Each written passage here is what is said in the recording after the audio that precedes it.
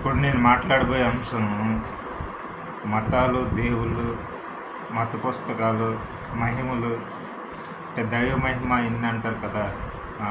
చాలా పవర్ఫుల్, దేవుడు రక్షిస్తాడు. ఈ టాపిక్ గురించి మాట్లాడతారు. అంతకుముందు ఒక టాపిక్లో మతాలు, దేవుళ్ళు ఎలా ప్రభావం చేస్తారు సమాజం మీద, సమాజం మీద అనేది మాట్లాడాను. ఇప్పుడు మరికొంచెం డీటెయిల్డ్గా మాట్లాడతాను. అంటే నేను ముందే చెప్తున్నాను, ఇక్కడ ఏ దేవుడిని పొగడాలని కాదు, ఏ దేవుడిని తిట్టాలని కాదు, లేకపోతే ఏ మతాన్ని పొగడాలని కాదు, ఏ మతాన్ని తిట్టాలని కాదు, లేకపోతే అన్ని మతాలు మంచివని చెప్పాలని నా ఉద్దేశం కాదు, లేకపోతే అన్ని మతాలు చెడు అని నా ఉద్దేశం కాదు. ఇది మంచి చెడు అనేది ఎవరికి వాళ్ళు వెతుక్కోవాలి, అప్పుడే తెలుస్తుంది. అంతే తప్ప ఎవరో ఒకరు చెప్తే ఏమవుద్దంటే అది వాళ్ళకి పూర్తిగా అర్థం కాదు. అది ఎవరికి వాళ్ళు వెతుక్కుంటే తెలుసుకుంటే మంచిది. అది నేను భావిస్తాను ఆ విధంగానే. ఇప్పుడు నేను దేవుడిని అంతకుముందు చిన్నప్పుడు దేవుడిని నమ్ముండొచ్చు, ఇంట్లో చెప్పడం వల్ల, లేకపోతే సమాజం ప్రభావం వల్ల. తర్వాత కొంత ఏజ్ వచ్చిన తర్వాత నేను దేవుడిని నమ్మడం మానేశాను. మానేయమంటే దేవుడు లేడు అనలేదు, కానీ చూడకుండా ఎట్లా నమ్మాలి అనే ఆలోచన ఉండేవన్నమాట. అంటే ఎప్పుడు దేవుడు లేడు అని అనలేదు, నాకు తెలియదు కదా. సో బట్ చూడకుండా ఎట్లా నమ్మడం ఆ విధంగా ఎక్కువ థాట్ ఉండేది. సైన్స్ని ఎక్కువ బిలీవ్ చేసేవాడిని. ఎందుకంటే సైన్స్ మనకు అన్ని ఒక లాజికల్గా ఎక్స్ప్లెయిన్ చేస్తుంది. ప్రతిదీ కూడా లాజికల్గా లేకుండా సైన్స్ అనేది ఉండదు.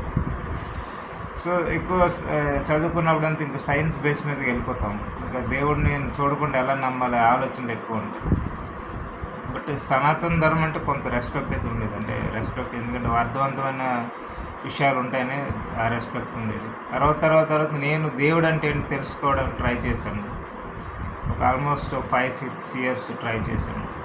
నాకు ఇప్పటికి కూడా దేవుడు ఉన్నాడు లేదు తెలీదు, దేవుడు మంచివాడు చెడ్డవాడు అది కూడా తెలీదు. కాకపోతే ఒక అవేర్నెస్ అనేది వచ్చింది అనమాట. నాకు కొంత అవగాహన అయితే వచ్చింది. ఆ అవగాహనే మీతో పంచుకుంటున్నాను అంతే తప్ప ఇప్పుడు దేవుడు ఉన్నాడు లేదు నన్ను అడిగితే నేను చెప్పలేను, ఎందుకంటే నేను చూడలేదు. మరి మీకు ఎలా చెప్పగలను? అదొక జస్ట్ ఒక నమ్మకం బేస్ మీద వెళ్తుంది. కాబట్టి నమ్మకం అయితే పర్వాలేదు, గుడ్డి నమ్మకం అయితే చాలా ప్రమాదం. గత 2-3 వేల సంవత్సరాల నుంచి మత గొడవలు కానీ ఇవన్నీ మత యుద్ధాలు ఏం జరిగినా దాని అంతటి కారణం ఏంటంటే గుడ్డి నమ్మకమే అన్నమాట. గుడ్డిగా ఎవరెవరు ఏదైనా చెప్తే నమ్మితే మనుషుల మధ్య గొడవలు జరుగుతాయి. అలా కాకుండా ఎవరికి వాళ్ళు తెలుసుకోవడానికి ట్రై చేస్తే గొడవలు జరగవు. ఎవరికి వాళ్ళు తెలుసుకుంటే ఫస్ట్ ఏమంటారు, నీకు దేవుడి గురించి తెలుసు అంటే నాకు తెలియదు అంటారు. ఎందుకంటే నేను చూడలేదు కాబట్టి అంటారు. ఇంక గొడవ ఏమవుద్ది? ఏమీ అవ్వదు. అక్కడే ఫినిష్, గొడవ అవ్వదు అసలు. కోటి మంది ఉన్నా కోటి మందిని అడిగితే ఆ కోటి మతాలు, కోటి దేవుల్ని ఫాలో అవుతున్నారు అనుకుందాం. వాళ్ళందరిని అడుగుదాం, దేవుడు ఉన్నాడు అంటే వాళ్ళందరూ ఒకటే సమాధానం చెప్తారు, నాకు తెలియదు, నేను ఉన్నాడు లేదు తెలియదు అంటారు. మరి ఎందుకు ఫాలో అవుతున్నా అంటే ఒక నమ్మకంతో నమ్ముతున్నాం. ఒక అర్థవంతమైన విషయాలు ఇస్తే దేవుడి పేరు మీద అది ఫాలో అయ్యి మంచి దారిలో వెళ్దాం అనుకుంటున్నాం. అదే చెప్తారు ఆన్సర్. నిజంగా అవేర్నెస్ అనేది ఇస్తే మొదటి నుంచి 3000 సంవత్సరాల క్రితం నుంచి దేవుడు అంటే ఏంటని అవేర్నెస్ ఇస్తే 1 కోటి మంది ఉన్నా, 10 కోట్ల మంది ఉన్నా, 100 కోట్ల మంది ఉన్నా, 500 కోట్ల మంది ఉన్నా, 500 కోట్ల మంది దేవుడు నమ్మే వాళ్ళు ఉన్నా వాళ్ళందరూ ఒకటే అంటారు, దేవుడు ఉన్నాడు లేదు మాకు తెలియదు అంటారు. మీరు ఎందుకు నమ్ముతాం అంటే ఒక అర్థవంతమైన జీవితం బతకడానికి, ఏమైనా దేవుడు ఉండొచ్చేమో, క్రియేటర్ ఉండొచ్చేమో అనుకుంటున్నాం. లేకపోతే ఒక మంచి టీచింగ్స్ ఇస్తే అవి పట్టుకుని మంచి దారిలో వెళ్ళడానికి, లేకపోతే ప్రశాంతంగా బతకడానికి, జీవితాన్ని హ్యాండిల్ చేసుకోవడానికి, ఈ విధం కోసమే దేవుడు నమ్ముతామని అందరూ చెప్తారు. అంటే అందరూ ఒకే ఆన్సర్ చెప్తారని కాదు, ఇంచుమించుగా అంటున్నాను. ఎందుకంటే అందరూ ఒకేలాగా చూడరు, ఒకేలాగా ఆలోచించరు, ఒకే విధంగా జీవితం కలిగి ఉండరు, ఒకే విధమైన భావాలు ఉండవు, ఒకే విధమైన నమ్మకాలు ఉండవు. కానీ ఇంచుమించుగా ఈ విధంగా ఉంటుందన్నమాట అందరిది, ఒకరు నిజంగా దేవుడిని అర్థం చేసుకుంటే. ఎందుకంటే ఇది ఫ్యాక్ట్. ఇది బుక్స్ చదివేసినంత మాత్రం దేవుడు ఉన్నాడని నమ్మేలేం కదా. అలాగే దేవుడని మంచోడని ఎలా చెప్తాం? చెడు లక్షణాలు కూడా ఉండొచ్చు కదా మనకు తెలియకుండా. అంటే అన్ని చెడు అని కాదు, కొన్ని చెడు కూడా ఉండొచ్చు కదా, మనకు తెలియదు కదా. బట్ ఇదంతా నమ్మకం బేస్ మీద వెళ్తుంది అనమాట. సో అందువల్లే ఒక అర్థమైన పర్పస్ ఏంటంటే అర్థవంతంగా బతకడానికి, ప్లస్ కొన్ని ప్రశాంతంగా ఉండడానికి, మంచి దారిలో వెళ్ళడానికి, కొంచెం మనల్ని కంట్రోల్ చేసుకోవడానికి, భావోద్వేగాలని, కోపము, కామము, క్రోధము, ఇవన్నీ ఉంటాయి కదా, అసూయ, ద్వేషము ఇవన్నీ ఉంటాయి, పిసినారితనం, ఇవన్నీ కంట్రోల్ చేసుకోవడానికి అంటే ఇవి ఉపయోగపడుతుంది. ఇవన్నింటి కోసం నమ్ముతున్నామని అందరూ చెప్తారు. ఒక నిజంగా అవేర్నెస్ అనేది ఉంటే అందరూ ఒకలా చెప్పరు, బట్ ఫైనల్గా అంటే ఆల్మోస్ట్ ఇంచుమించుగా ఇలా చెప్తారు. నిజంగా దేవుడు అనేది అర్థమైతే ఈ 3000 సంవత్సరాల నుంచి మనుషులకి ఈ విధమైన అవేర్నెస్ ఇచ్చుంటే ఈ ఒక్క మత గొడవలు కూడా జరగవు, ఒక్కటి కూడా జరగదు. ఇప్పుడు రేర్గా ఎవరో అపార్థం చేసుకుని లేకపోతే కావాలని కొంచెం చెడ్డ వాళ్ళు గొడవ పెట్టాలి తప్ప జరగదు అనమాట. అసలు గొడవల అవకాశమే లేదు. అలాగే గొడవలు జరగాలనుకుంటే ఎన్నో స్కూల్స్ ఉన్నాయి, రకరకాల స్కూల్స్ ప్రపంచంలో. అందరు కొట్టుకుంటున్నారు, తిట్టుకుంటున్నారా? ఎన్నో రకరకాల కంపెనీలు ఉన్నాయి, అందరు కొట్టుకుంటున్నారు, తిట్టుకుంటున్నారా? ఎన్నో రకరకాల పెన్నులు తయారు చేస్తున్నారు, వాళ్ళందరూ కొట్టుకుంటున్నారు, తిట్టుకుంటున్నారా? లేకపోతే ఎన్నో బార్బర్ షాపులు ఉన్నాయి, వాళ్ళందరూ కొట్టుకుంటున్నారు, తిట్టుకుంటున్నారా? లేకపోతే రకరకాల బట్టలు ఉంటాయి రకరకాల డిజైన్తో, నీది మంచిది అంటే నీది మంచిది అని కొట్టుకుంటున్నారు, తిట్టుకుంటున్నారా? అదేం లేదుగా. ఇది కూడా అంతే. వందల దేవుళ్ళు ఉన్నా, ఒక్క దేవుడు ఉన్నా గొడవ రాదు. 10 మంది దేవుళ్ళు ఉన్నా గొడవ రాదు. 100 మంది దేవుళ్ళు ఉన్నా గొడవ రాదు. 1000 మంది దేవుళ్ళు ఉన్నా గొడవ రాదు. 10 లక్షల దేవుళ్ళు ఉన్నా గొడవ రాదు. 10 కోట్ల దేవుళ్ళు ఉన్నా గొడవ రాదు. నిజంగా అర్థం చేసుకోవడానికి ట్రై చేస్తే, సమాజంగా సరిగ్గా అవగాహన ఇచ్చి ఉంటే. అంటే పూర్వం రోజుల్లో రాజులు ఉండేవాళ్ళు కాబట్టి రాజులు సరిగ్గా అవగాహన ఇవ్వాల్సింది. అప్పుడు వాళ్ళు సరిగ్గా చేయలేదు. నేను చెప్పింది 2-3 వేల సంవత్సరాల క్రితం నుంచి. అంతకుముందు ఎలా ఉండేది నాకు తెలియదు, బట్ హిస్టరీ ఇవన్నీ గొడవలు అని కొంచెం అవగాహన ఉండేది. 2000 సంవత్సరాలు 1500 ఇప్పటి నుంచే కొంచెం అవగాహన ఉంటుంది. అంతకుముందు ఏమైందో మనకు తెలియదు కదా. సో అంటే మొదటి నుంచి సమాజంలో మనుషులు దీని కొంచెం అవేర్నెస్, అంటే కొంచెం అర్థం చేసుకుని పెద్దవాళ్ళందరూ మనుషులకి సరిగ్గా అవగాహన ఇద్దాం, దేవుడు ఈ మతాలు ఇవన్నీ సరిగ్గా అవగాహన ఇద్దాం అనుకొని చెప్పి దేవుడి ఎందుకు ఫాలో అవ్వాలి, పర్పస్ ఏంటని ఒక మంచి దారి వెళ్ళటానికి, మన భావోద్వేగాలను కంట్రోల్ చేసుకోవడానికి, లేకపోతే కొన్ని మనకి మనశ్శాంతి కోసం ప్రే చేసుకోవడానికి, ఇట్లా ఇవన్నింటికి ఉపయోగపడుతుంది దైవభక్తులు వెళ్ళండి అని చెప్తే పర్వాలేదు. అది చక్కగానే ఉంటుంది, సరిగ్గా ఉపయోగపడుతుంది, ఏమి ఇబ్బంది ఉండదన్నమాట. మొదటి నుంచి ఈ విధంగా పెద్దవాళ్ళు గైడెన్స్ ఇవ్వాల్సింది, లేకపోతే రాజులు అందరూ ప్రజలకు గైడెన్స్ ఇవ్వాల్సింది. దానికోసం కొంచెం వ్యవస్థను పెట్టాలి, కొంత గురువులు ఉండాలి. గురువులు అంటే గుడ్డిగా మత పుస్తకాలు చెప్పేవాళ్ళు కాదు, ఆలోచించగలిగేవాళ్ళు. దేవుడు అంటే అర్థం ఏంటి అని ఆలోచించగలిగి, మంచిదారి అంటే ఏంటి, చెడు అంటే ఏంటి, మంచిదారిని మనుషుల్ని ఎలా తీసుకెళ్ళాలి, వాళ్ళు మంచిదారులు ఎలా వెళ్ళాలి, మనుషుల్ని ఎలాగ మంచిదారులు తీసుకెళ్ళాలి, ఆ రెండు గురువులకు తెలిసి ఉండాలి. గురువులు అంటే ఏం లేదు, కొంచెం ఎక్స్పీరియన్స్ ఉండాలి, కొంచెం వ్యవస్థలో ఉండాలన్నమాట. వాళ్ళే గురువులు, ఇంకే ఉండాలి. రాజులన్నీ మొదటి నుంచి అని పట్టించుకుంటే ఎవరు పనికిరాని విషయాలు పెట్టరు అనమాట. నాకెవరు దేవుడు కనిపించాడు, దేవుడు ఎలా చెప్పాడు, నమ్మండి అని పనికిరాని విషయాలు చెప్పరు. ఎందుకంటే రాజులు వాళ్ళని చంపేస్తారనమాట, తెలిసిపోద్ది వాళ్ళకి.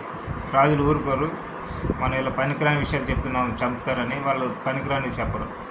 ఒకవేళ ఎవరైనా డూప్లికేట్ మతాలను పెట్టారనుకున్నాం, దేవుడు కనిపించకుండా కనిపించాడని, లేదా దేవతలు కనిపించకుండా కనిపించారనేది చెప్పి మతాలను పెడితే అది అర్థవంతంగా ఉంటే రాజులకి ఏమి ఇబ్బంది లేదు. ఎందుకంటే రాజుకు కూడా తెలియదు కదా దేవుడు ఉన్నాడు లేదో, ఆ దేవతలు ఉన్నారు లేదో. రాజు ఏమంటాడు, నిజంగా నీకు కనిపించారని అడుగుతాడు.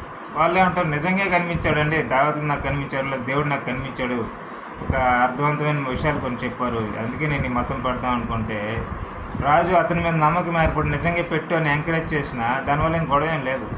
ఈవెన్ అతను చూడకపోయినా పర్వాలేదు, అబద్ధం చెప్పినా పర్వాలేదు, దేవుడిని చూడకుండా చూస్తేనే అతనే ఒక పేరు పెట్టేసి, అతనే ఒక మతం పేరు పెట్టేసి, ఒక 10 విషయాలు 20 విషయాలు ఒక 50 విషయాలు మంచి విషయాలు, మనిషి మంచి దారిలో వెళ్ళడానికి.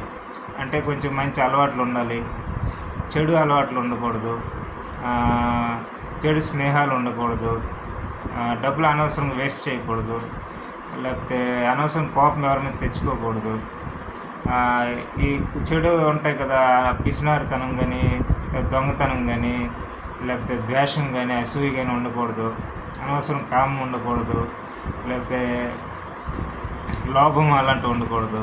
అంటే కొన్ని చెడు వీటికి మనిషి దూరంగా ఉండేటట్లు అతను కొన్ని కథల రూపంలో చెప్పొచ్చు, దేవుడు చెప్పాడని, లేకపోతే కొన్ని మాటల రూపంలో చెప్పొచ్చు. లేకపోతే ప్రతిరోజు దేవుడికి దండం పెట్టుకోవాలి, ఎవరిని కొట్టకూడదు, ఎవరిని బాధ పెట్టకూడదు, మాటలతో ఎవరిని బాధ పెట్టకూడదు. ఇట్లా కొన్ని మంచి మాటలు చెప్పి మంచి అలవాట్లు ఉండాలి. వచ్చాము జీవితంలో ప్రపంచంలోకి కొంచెం ఏదో అర్థవంతంగా పది చనిపోదాం, దేవుడి దగ్గరికి వెళ్ళిపోదాం, ఎవరిని బాధ పెట్టకూడదు. ఎన్ని మంది దేవుళ్ళు ఉన్నా పర్లేదు, 1000 మంది దేవుళ్ళు 1,00,000 మంది దేవుళ్ళు ఉన్నా పర్లేదు, అది మనకు సంబంధించిన ఇష్యూ కాదు. ఉన్నాయి మనకు ఒక దేవుడు ఇచ్చాడు, ఇది ఫాలో అవ్వండి అని చెప్తే ఏం గొడవ అవుద్ది, ఏమీ అవ్వదు. ఈవెన్ డూప్లికేట్ దేవుడైనా ఏమీ అవ్వదు. ఆ దేవుడు కనిపించలే, అతనే మంచి ఉద్దేశంతో చెప్పి పెట్టేశాడు అనుకుందాం. ఆ రాజు కూడా యాక్సెప్ట్ చేసాడు. ఏమవుద్ది, ఏమి గొడవ లేదు. ఆల్రెడీ ఒక 100 మతాలు ఉంటే ఇది ఇంకో 101 మతం అవుద్ది, లేకపోతే ఆల్రెడీ 150 ఉంటే ఇది ఒక 151 అవుద్ది. అంతే, అంతకని ఏమవుదు. రకరకాల ఏరియాలో ఈ 150 మతాలు విస్తరించి ఉంటాయి. రకరకాల దేవుళ్ళ పేర్లు ఉంటాయి, లేదా దేవతల పేర్లు ఉంటాయి. ఏమీ ఇబ్బంది లేదు. అందరూ ఏం చెప్తారంటే మంచి దారిలో వెళ్ళు అంటారు, ఎవరితో గొడవ పడుకు అంటారు. ఇది ఈ మతం కన్నా ఆ మతం మంచిది, ఈ దేవుడి కన్నా ఈ దేవుడు మంచిది, ఇలాంటి మాటలు పనికిరాని మాటలు మాట్లాడరు ఎవరు. ఎవరైనా కావాలని అలాంటి మాటలు పెడితే రాజులు ఏంటంటే వాళ్ళకి మరణ శిక్ష వేయాలన్నమాట. అప్పుడు ఏంటంటే అలాంటివి రావన్నమాట సమాజంలో. అలాంటి మతాలు రావు, అలాంటి వ్యక్తులు రారు, ఫేమస్ అవ్వరు కూడా. అది మొదటి నుంచి అలా కంట్రోల్ చేస్తుంటే ఈ మత గొడవలు అనేవి ఉండేవి కాదు అసలు. ఎవరో ఒకరి మీద యుద్ధాలు చేసుకోవడం కానీ, మత గొడవలు చేసుకోవడం కానీ, మత యుద్ధాలు చేయడం కానీ, లేకపోతే ప్రజలు వాళ్ళు తన్నుకోవడం, వాళ్ళు కొట్టుకోవడం, లేదా మీ దేవుడు కానీ మా దేవుడు ఎక్కువ, మా దేవుడు కానీ మీదే ఎక్కువ, మా మతం గొప్పది, ఇది గొప్పది, దేవుడు అలా స్వర్గంలో అలాంటి సుఖాలు ఇస్తాడు, నరకంలో ఇలాంటి పనికిరాని అసలు ఏమి ఉండవు అనమాట. నరకం అంటే జస్ట్ ఇప్పుడు పోలీసులు ఎలాగో పనిష్మెంట్ అలాంటివి ఉంటుంది అనుకుంటే అయిపోయింది అనమాట. అంటే ఇప్పుడు ఎవరైనా రాజుల కాలం కూడా ఉంటాయి కదా, ఎవరైనా దొంగతనం ఎవరైనా చేస్తే వాళ్ళకు జైల్లో పెడతారు, లేకపోతే ఒక 4 దెబ్బలు కొడతారు, 10 దెబ్బలు కొడతారు. లేకపోతే వాడు మంచివాడైతే వాడిని వదిలేస్తారు. లేకపోతే ఆ రాజు మరీ కఠినంగా ఉంటే వాడిని ఇంకా సివియర్ పనిష్మెంట్ చేస్తారు. లేకపోతే ఎవరైనా గొప్ప పని చేస్తే వాళ్ళకి సన్మానం చేస్తారు రాజు. ఈ రోజులో అంత అదే కాంప్లిమెంట్గా ఇస్తుంటారు, లేకపోతే బిరుదులు ఇస్తారు, పద్మభూషణ్ అని, పద్మవిభూషణ్ అని, అట్లా రకరకాల బిరుదులు ఇస్తారు. మంచి పని చేస్తే, చెడు పని చేస్తే పోలీస్ స్టేషన్ కొడతారు. సో నరకం స్వర్గం కూడా అలాంటివే. స్వర్గం అంటే కొంచెం మంచి కంఫర్టబుల్ లైఫ్ ఉండొచ్చు, నరకం అంటే కొన్ని పనిష్మెంట్స్ ఉండొచ్చు వాళ్ళు చేసిన పనిని బట్టి. నరకం అంటే కొన్ని చెడు పని చేసి నరకంకి వెళ్తారు, దాని ప్రకారం పనిష్మెంట్. స్వర్గం అంటే కొంచెం కంఫర్టబుల్ లైఫ్, అంతే. అందుకని ఏం లేదు, దానికి అంత ఎగ్జైట్ అవ్వాల్సిన అవసరం కూడా లేదు. అలా మామూలుగా చెప్తే ఏమి ఇబ్బంది లేదు. ఈ దేవుడికి ప్రార్థిస్తే స్వర్గం వెళ్తారు, ఇలాంటి పనికిరాని ఎవడని చెప్తే వాడికి మరణ శిక్ష వేయాలన్నమాట. వాడు ఎవడైనా అనవసరం, అదే వాడిని మహా గొప్పవాడిని అనుకున్న అనవసరం, దేవుడు ప్రత్యేకంగా తయారు చేసాడైనా అనవసరం, వాళ్ళు ఎవరైనా అనవసరం. జస్ట్ డైరెక్ట్ మరణ శిక్ష వేయాలంతే. అలా మొదటి నుంచి వేసుకుంటూ వస్తుంటే 3000 సంవత్సరాల క్రితం నుంచి ఈ మత గొడవలు అనేవి జరగవు అన్నమాట. వాళ్ళు ఎవరైనా అని పనికిరాని ఏదైనా పెడితే వాళ్ళు మరణ శిక్ష వేయాలంతే. అలా మొదటి నుంచి చేసుకుంటూ రావాల్సింది. కొన్ని అర్థవంతమైన వాక్యాలు చెప్పి మనుషులు మంచి దారిలో వెళ్ళే వాక్యాలు, నిజంగా దేవుడు చెప్పినా పర్వాలేదు, సమాజానికి ఉపయోగపడతాయి, మనుషులకి, సమాజానికి. లేకపోతే ఎవరైనా కావాలని డూప్లికేటివ్ పెట్టినా అది కూడా సమాజానికి ఉపయోగపడతాయి. ఎందుకంటే ఆ దేవుడు నిజంగా ఉన్నాడు లేదు తెలియదు కదా, అతను చెప్పింది నిజంగా అతను దేవుడిని చూసాడు లేదు ఎవరికి తెలుస్తుంది, ఎవరికి తెలియదు. సో అది నమ్మి ఆ రాజులు ఆ మతం ప్రోత్సహించినా ఎవరికి చెడు జరగదు, మంచిగా జరుగుతుంది. ఎందుకంటే సాధారణంగా సహజంగా ఉండేవే. ఒక 10 పాయింట్లు, 20 పాయింట్లు, ఒక 50 పాయింట్లు మంచిగా చెప్పేసి, లేకపోతే కొన్ని స్టోరీస్, నిజాయితీ లేకపోతే ఎలా చెడు జరుగుతుంది, లేకపోతే విపరీతంగా లోపం ఉంటే ఎలా చెడు జరుగుతుంది, లేకపోతే విపరీతంగా కోపం ఉంటే ఎలా చెడు జరుగుతుంది, లేకపోతే తల్లిదండ్రులు పట్టించుకోకపోతే ఎలా చెడు జరుగుతుంది, లేకపోతే తల్లిదండ్రులు పట్టించుకుంటే చక్కగా గౌరవంగా చూసుకుంటే, బాగా చూసుకుంటే ఎంత మంచి ఎలా జరుగుతుంది, లేకపోతే అందరూ కలిసిమెలిసి ఉంటే ఎంత మంచి జరుగుతుంది, అందరూ కలిసిమెలిసి కాకుండా కొట్టుకుంటే ఎంత చెడు జరుగుతుంది, యుద్ధం లేకపోతే ఎంత మంచి జరుగుతుంది, యుద్ధాలు ఉంటే ఎంత చెడు జరుగుతుంది. ఇలాంటివి కొన్ని స్టోరీస్ పెట్టుకుంటే అయిపోద్ది, ఒక మతం తయారైపోద్ది. అర్థవంతం కొన్ని ఉంటాయంటే అది మనుషులకు ఉపయోగపడుతుంది. అవన్నీ చదువుకుని మనుషులు ఏంటంటే ఆ దేవుడిని ప్రే చేసుకుంటారు. అది నిజంగా ఒరిజినల్ అవని డూప్లికేట్ అవని ఏం ప్రాబ్లం లేదు. డూప్లికేట్ దేవుడిని ప్రే చేసినా ఒరిజినల్ దేవుడే పలకరిస్తాడు, అదేం టెన్షన్ పడాల్సిన అవసరం లేదు. ఎందుకంటే దేవుడికి పేరుతో సంబంధం ఏముంది, ఏ పేరైనా ఒకటే దేవుడికి. మంచి దారిలో వెళ్తున్నారు లేదా, దేవుడు అనేవాడు ఉంటే మంచి దారిలో వెళ్తున్నారు లేదా చూస్తారు. మంచి దారిలో వెళ్తే ఏ పేరు పెట్టినా దేవుడు పలుకుతాడు, దేవుడికి సంబంధం ఉంది, పేరుతో సంబంధం ఉంది. అంటే ఇవన్నీ నీకెలా తెలుసు దేవుడు ఎలా పలుకుతాడని నన్ను అడగండి, జస్ట్ బేసిక్ కామన్ సెన్స్ ఉపయోగించండి. అంటే గుడ్డిగా ఎన్నో పనికిరానివని నమ్ముతారు, కానీ జనాలు మనం ఏదైనా చెప్తే వాళ్ళకి క్వశ్చన్లు అడుగుతారు అనమాట. అది జనాలతో ఉన్న తలనొప్పి. అది గుడ్డి విషయాలు, పనికిరాని విషయాలు, చెత్త విషయాలు చాలా నమ్ముతారు. లేదని మత పుస్తకం చదువు, లేకపోతే ఎవరైనా విషయాలు ఎవరైనా చెప్పినా దేవుడని చెప్పి ఇదే పనికిరాని చెత్త అంతా చెప్పి అది నమ్ముతారు. మనం ఏమైనా అర్థవంత విషయాలు చెప్తే అలా ఎందుకు అవ్వాలి, ఇలాగెందుకు అవ్వకూడదు, నీకెలా తెలుసు, ఎన్ని ప్రశ్నలు, చెత్త ప్రశ్నలు అడుగుతారు అనమాట. జస్ట్ బేసిక్ కామన్ సెన్స్ ఉపయోగించండి చాలు, ఇవి అర్థం అవ్వడానికి. మహా జ్ఞానమేం అవసరం లేదు, బేసిక్ సెన్స్ ఉంటే చాలు అనమాట. ఇదంతే, ఎవరికైనా అర్థం అవుద్ది. సో అంటే వీళ్ళకి ఇంకా ఎక్స్ప్లెయిన్ చేయాలంటే ఇప్పుడు దేవుళ్ళు నాస్తికులు అసలు నమ్మరు. దాని ప్రకారం వాళ్ళు అసలు పూర్తిగా సర్వనాశనం అయిపోవాలి కదా. మరి వాళ్ళు బాగానే ఉంటారు కదా చాలామంది. మంచి దారిలో వెళ్ళే వాళ్ళు ఉంటారు, మంచి వ్యక్తులు ఉంటారు, మంచి సక్సెస్ఫుల్గా ఉంటారు, పర్సనల్గా కానీ సక్సెస్ఫుల్ అయి ఉంటారు, ప్రొఫెషనల్గా సక్సెస్ఫుల్ అయి ఉంటారు, జాబ్లో సక్సెస్ఫుల్ అయి ఉంటారు. మరి ఎలా వాళ్ళు అవుతున్నారు? ఒకసారి కూడా దేవుని తలుచుకోరే, గుడికి వెళ్ళరు, అసలు ఎక్కడికి వెళ్ళరు, దేవుడు అసలు లేడే అంటారు. మరి వాళ్ళు అంత బాగా ఉండకూడదు కదా. మరి ఎలా ఉన్నారంటే వాళ్ళు మంచి దారిలో వెళ్తున్నారు కాబట్టి బాగుండి ఉంటారు, అంతే సింపుల్ రీజన్. సో దేవుడు వాళ్ళని ఏమి బ్లెస్సింగ్స్ చేయడానికి చేస్తాడు. దేవుడు ఏం చూస్తాడు? వాళ్ళు మంచి దారిలో వెళ్తున్నట్టు చూస్తాడు. మంచి దారిలో వెళ్తున్నారు, ఎవరిని బాధ పెట్టరు, వీళ్ళైతే హెల్ప్ చేస్తారు. లేదు వీళ్ళు కాకపోతే సైలెంట్గా ఉంటారు తప్ప ఎవరిని ఇబ్బంది పెట్టరు. మంచి దారిలో వెళ్ళి కష్టపడి వాళ్ళ జీవితం బతుకుతున్నారు, వాళ్ళు బాగుండాలని దేవుడు కోరుకుంటాడు, అంతే తప్ప నాకు వీళ్ళు నమ్మట్లేదు కాబట్టి వీళ్ళని బాగా నరకంలో వేసేయాలి, వీళ్ళు నాశనం చేసేయాలి అనుకుంటాడు. అలా అనుకుంటే వాళ్ళు బాగుంటారు కదా, భూమి మీద బాగుంటారు కదా. ఎప్పుడు రోగాలతోనూ దారుణంతో ఇబ్బందులతోనూ ఉండాలి, కానీ అలా లేరే, బాగానే ఉన్నారే. సో దాని అర్థం అక్కడే తెలిసిపోతుంది కదా, దేవుడు ఇలాంటి వాడిని పట్టించుకోడని. అంటే దేవుడు ఉన్నాడు లేదు నాకు తెలియదు, ఒకరు ఉంటే దేవుడు పట్టించుకోడు ఇవన్నీ. ఎవరు సరిగ్గా ఉంటే వాళ్ళు బాగానే ఉండాలని కోరుకుంటాడు. ఈవెన్ ఒక మనిషే కోరుకుంటాడు, అది ఇతరులు మంచిదారులు వెళ్తే వాళ్ళు బాగుండాలని కోరుకుంటాడు. అలాంటి దేవుడు కోరుకుడా. సో బేసిక్ కామన్ సెన్స్ ఉపయోగించాలన్నమాట. సో అర్థవంతంగా దేవుడు ఇచ్చిన మతాలైనా డూప్లికేట్ మతాలైనా మంచి దారి చూపించేవైతే అది బాగానే మంచిగానే ఉపయోగపడతాయి. అవి 100 ఉన్నాయి, 1000 ఉన్నాయి, 10,000 ఉన్నాయి, 10 లక్షలు ఉన్నాయి. దేవుడు ఒక్కడా ఎక్కువ మందా ఇలాంటివన్నీ క్వశ్చన్లు అనవసరం. యాక్చువల్లీ దేవుడు ఉన్నాడో లేదు తెలియదండి. మళ్ళీ దేవుడు ఒక్కడా 10 మందా, ఆడవాళ్ళ మగవాళ్ళ, దేవుడికి రూపం ఉంటుందా ఉండదా, ఇవన్నీ ఎందుకు అనవసరంగా? అంటే క్యూరియాసిటీ ఉంటుంది, తెలుసుకోవాలని ఉంటుంది, అలా ఆలోచించుకోవచ్చు. కానీ దాన్ని ఒక ఫిక్స్డ్గా మనం డెఫినేషన్ ఇవ్వకూడదు. దానివల్ల ఏం లాభం లేదు మనిషికి. ఇప్పుడు దేవుడు ఆడవాళ్ళు అయినంత మాత్రం నేను అయిపోతుందా, లేకపోతే దేవుడు మగవాళ్ళు అయిన మాత్రం నేను అయిపోతుందా, లేకపోతే దేవుడు 100 మంది ఉంటే ఏమైనా అయిపోతుందా, లేకపోతే 1000 మంది ఉంటే ఇంకొకలాగా అయిపోద్దా, లేకపోతే రూపం ఉంటే ఒకలాగా అయిపోద్దా, రూపం లేకపోతే ఇంకోలా అయిపోద్దా, ఏమైపోద్ది? సృష్టి అలాగే జరుగుతూ ఉంది కదా. సో ఇలాంటి వాటికి ఎక్కువ ఇంట్రెస్ట్ చూపించకూడదు. అది తెలుసుకోవాలని ఉంటే ఓకే, ఆలోచించుకోండి, ఎవరికోళ్ళు ఆలోచించుకోండి, ట్రై చేయండి, ఏది ఉన్నా పర్లేదు అనుకోండి చివరికి. ఎందుకంటే ఇదంత ముఖ్యం కాదు మనకి. ముఖ్యం ఏంటంటే దేవుడు అనేది మనిషికి మంచి దారిలో వెళ్ళడానికి ఉపయోగపడే ఒక మార్గం అనుకోవాలి, అంతే. అదే ముఖ్యం అనమాట. మిగతావన్నీ అంత అనవసరం విషయాలు. అంతే. క్యూరియాసిటీతో పాటు మనకు తెలుసుకోవాలంటే నేర్చుకోవచ్చు, బట్ దాని డెఫినేషన్ తెలుసుకోవాలి అనుకోకూడదు. దానివల్ల ఏమీ లేదు మనిషికి ఉపయోగం, జీరో అనమాట ఉపయోగం. ఒక్కడే దేవుడు ఉన్నాడా, దేవుడి పేరేంటి, సమాజంలో రకరకాల దేవుళ్ళు ఉన్నారు కదా, వీళ్ళందరూ ఒకటేనా కాదా అంటే వీళ్ళందరూ కూడా డూప్లికేట్ దేవుడు కూడా అయి ఉండొచ్చు, మనకెలా తెలుసు? లేకపోతే వీళ్ళందరూ ఒరిజినల్ కూడా అయి ఉండొచ్చు, లేకపోతే కొందరు ఒరిజినల్ కొందరు డూప్లికేట్ కూడా అయి ఉండొచ్చు, మనకు తెలియదు నిజంగా. ఈ ప్రపంచంలో ఎవరెవరైతే దేవుళ్ళు అని చెప్తున్నారు అందరూ డూప్లికేట్ కూడా అయి ఉండొచ్చు, కావాలని ఎవరైనా పెట్టేసి ఉండొచ్చు, మనకు తెలియదు. లేకపోతే అందరూ ఒరిజినల్ కూడా అయి ఉండొచ్చు, అది కూడా మనకు తెలియదు. లేకపోతే కొందరు డూప్లికేట్ కొందరు ఒరిజినల్ కూడా అయి ఉండొచ్చు, అది కూడా మనకు తెలియదు. మరి ఏంటి మనకు అది ఎలా తెలుసుకోవాలంటే అది ఎప్పటికీ తెలియదు. దాన్ని తెలుసుకోవాలని ట్రై చేయడం వేస్ట్. ఎందుకంటే దేవుడు మనకు కనిపించడు కదా. ఎవరైనా దేవుడు కనిపించి నేను ఎవరో ఒరిజినల్ నేను డూప్లికేట్ చెప్తానంటే మనకు తెలుస్తుంది. అసలు దేవుడు ఉన్నాడో లేదు తెలియదు, ఇది ఒక నమ్మకం బేస్ మీద వెళ్తుంది. సో ఒరిజినల్ డూప్లికేట్ ఎలా తెలుస్తుంది? దేవుడు ఒక్కడ 10 మంది ఎలా తెలుస్తుంది? దేవుడు ఆడ మగ ఎలా తెలుస్తుంది?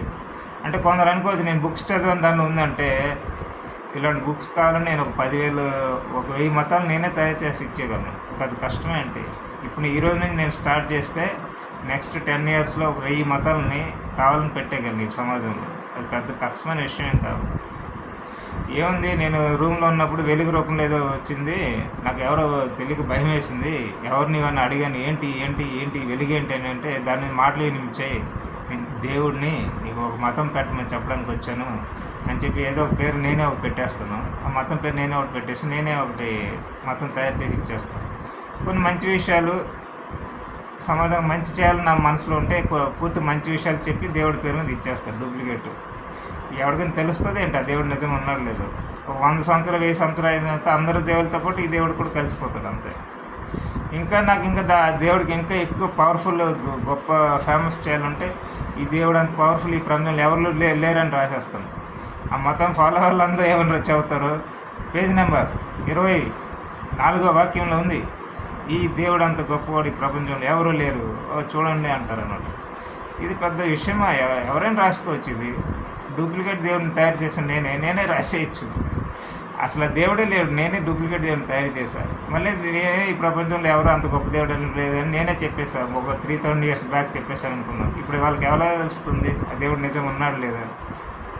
సో గుడ్డిగా ఇలాంటివన్నీ నమ్మకూడదు అనమాట. పుస్తకాలు నమ్మి అస్సలు నమ్మకూడదు. ఏముంది, ఎవరైనా రాసేయచ్చు కదా, ఇది పెద్ద కష్టమైన విషయం ఏంటి? పేజ్ నెంబర్ 46లో ఉంది 3వ వాక్యం. ఈ దేవుడు మాత్రమే స్వర్గం ఇస్తాడు, ఈ దేవుడు మాత్రమే అన్నింటికి అందరికన్నా దయ కలిగి ఉంటాడు, ఇంత దయ కలిగే దేవుడు ఈ ప్రపంచంలో ఎవరు లేరు అని రాసేయచ్చు.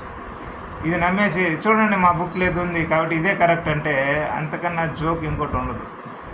అంటే ఎవరు ఏదైనా బుక్స్లో రాసేసి ఏదైనా నమ్మేయడమేనా? అది మీనింగ్లెస్. అట్లాంటివి నమ్మి ఎప్పుడు దేవుడిని ట్రై చేయకూడదు అన్నమాట తెలుసుకోవడానికి. అది చిన్నపిల్లల చేష్టలాగా ఉంటుంది. కొంచెం పెద్దవాళ్ళు అయినప్పుడు పెద్దవాళ్ళలాగా బిహేవ్ చేయాలన్నమాట.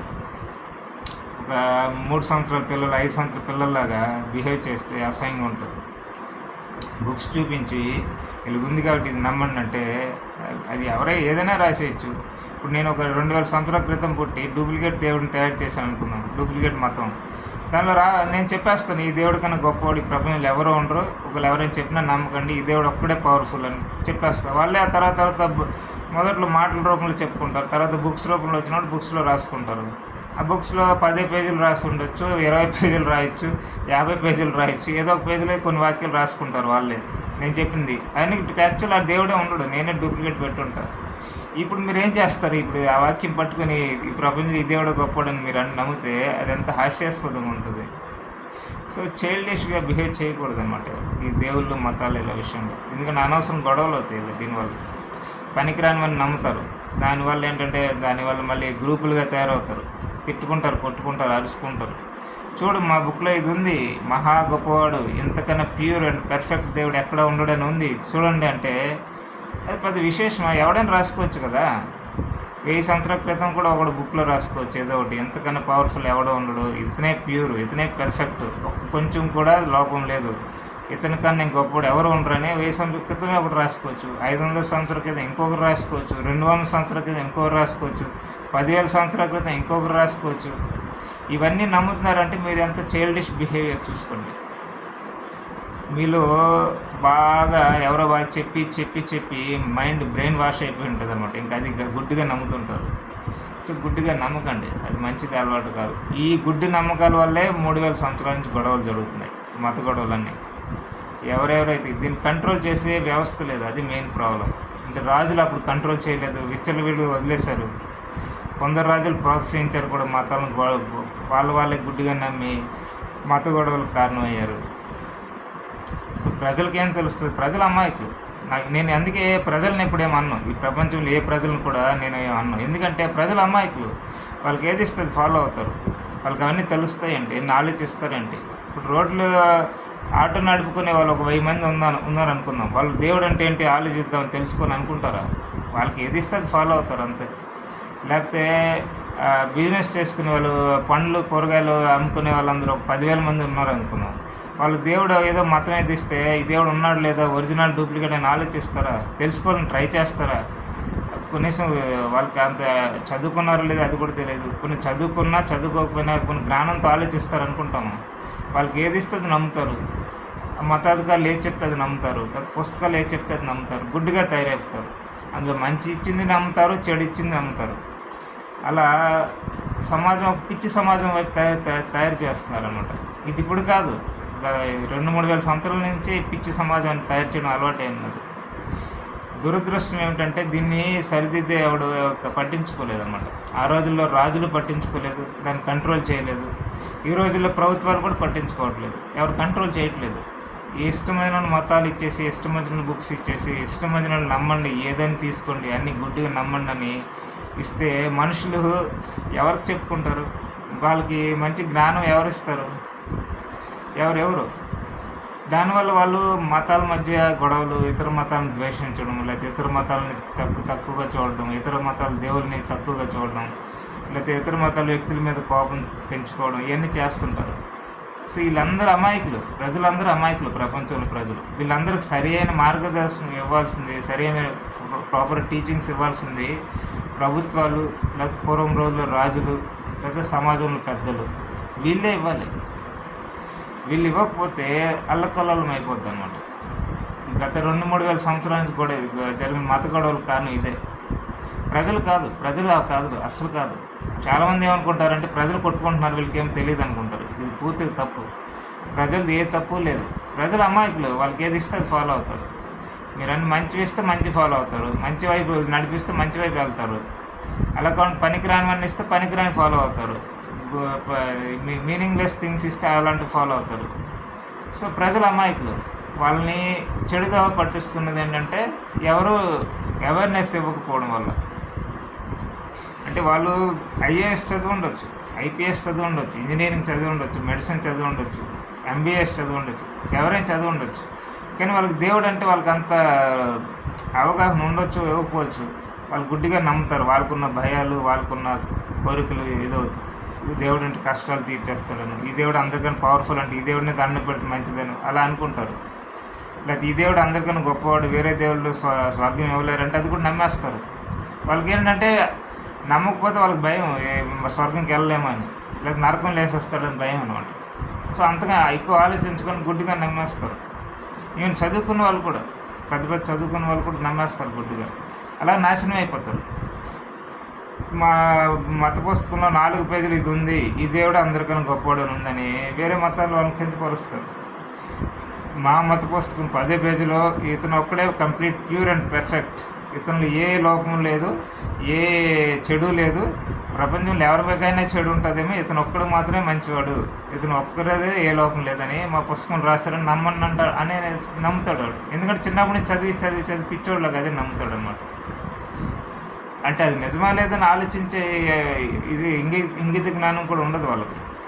చదువుకో ఉండొచ్చు, ఇంజనీరింగ్ చదువు ఉండొచ్చు, ఎంబీఏ చదువు ఉండొచ్చు, ఏదైనా చదువుని చదివితే ఇది పుస్తకాలు చదివితే వచ్చే నాలెడ్జ్ కాదు, ఇది వేరే నాలెడ్జ్. ఈ నాలెడ్జ్ ఎలా అంటే దీని గురించి తెలుసుకోవడానికి ట్రై చేయాలి. ఎక్కువ సమాజాన్ని పరిశీలించాలి, ఈ ప్రకృతిని పరిశీలించాలి, విశ్వాన్ని పరిశీలించాలి, మనుషులందరిని పరిశీలించాలి. మనుషులందరూ ఒకలాగా ఉండరు, ఒక్కొక్కరు ఒక్కోలాగా ఉంటారు, ఒక్కొక్కరు ఒక్కో భావాలతో ఉంటారు, ఒక్కొక్కరికి ఒక్కో టాలెంట్ ఉంటుంది, ఒక్కొక్కరికి కొన్ని బలాలు బలహీనతలు ఉంటాయి, ఒక్కొక్కరికి కొన్ని తెలుస్తాయి, కొన్ని తెలియదు. ఇలా రకరకాలుగా వాళ్ళు ఉంటారు, రకరకాల ఆలోచనలతో ఉంటారు, రకరకాల నమ్మకాలతో ఉంటారు. వీళ్ళందరినీ మంచిదారి వైపు ఎలా నడిపించాలని ఆలోచిస్తే ఇది చెప్పగలరు అనమాట మతాలు, దేవుడు. ఇవన్నీ ఆలోచించకుండా ఇష్టమైనట్లు చేస్తే పనికిరాని మతాలు, పనికిరాకుండా అన్నీ తయారవుతాయి, వ్యవస్థలన్నీ తయారై కొట్టుకొని చేస్తారు. అన్ఫార్చునేట్లీ అంటే ఈ 2-3 వేల సంవత్సరాల నుంచి జరుగుతుంది అదే.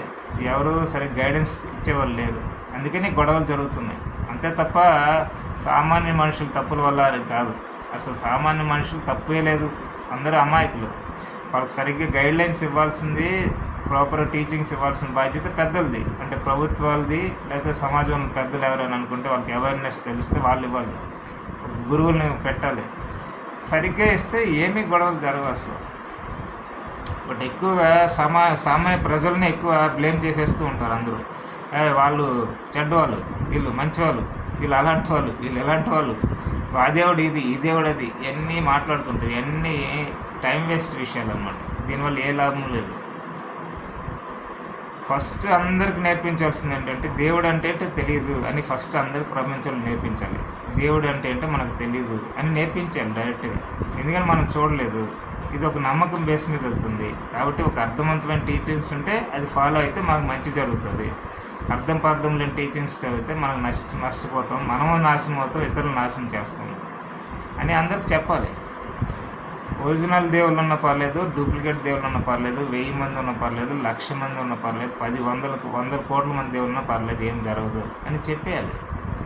అంతే తప్ప ఈ దేవుడు గొప్పవాడు, ఆ దేవుడు తక్కువ, ఈ దేవుడు ఎక్కువ, ఇలాంటి పనికిరానివన్నీ మాటలు చెప్పకూడదు, మంచిది కాదు.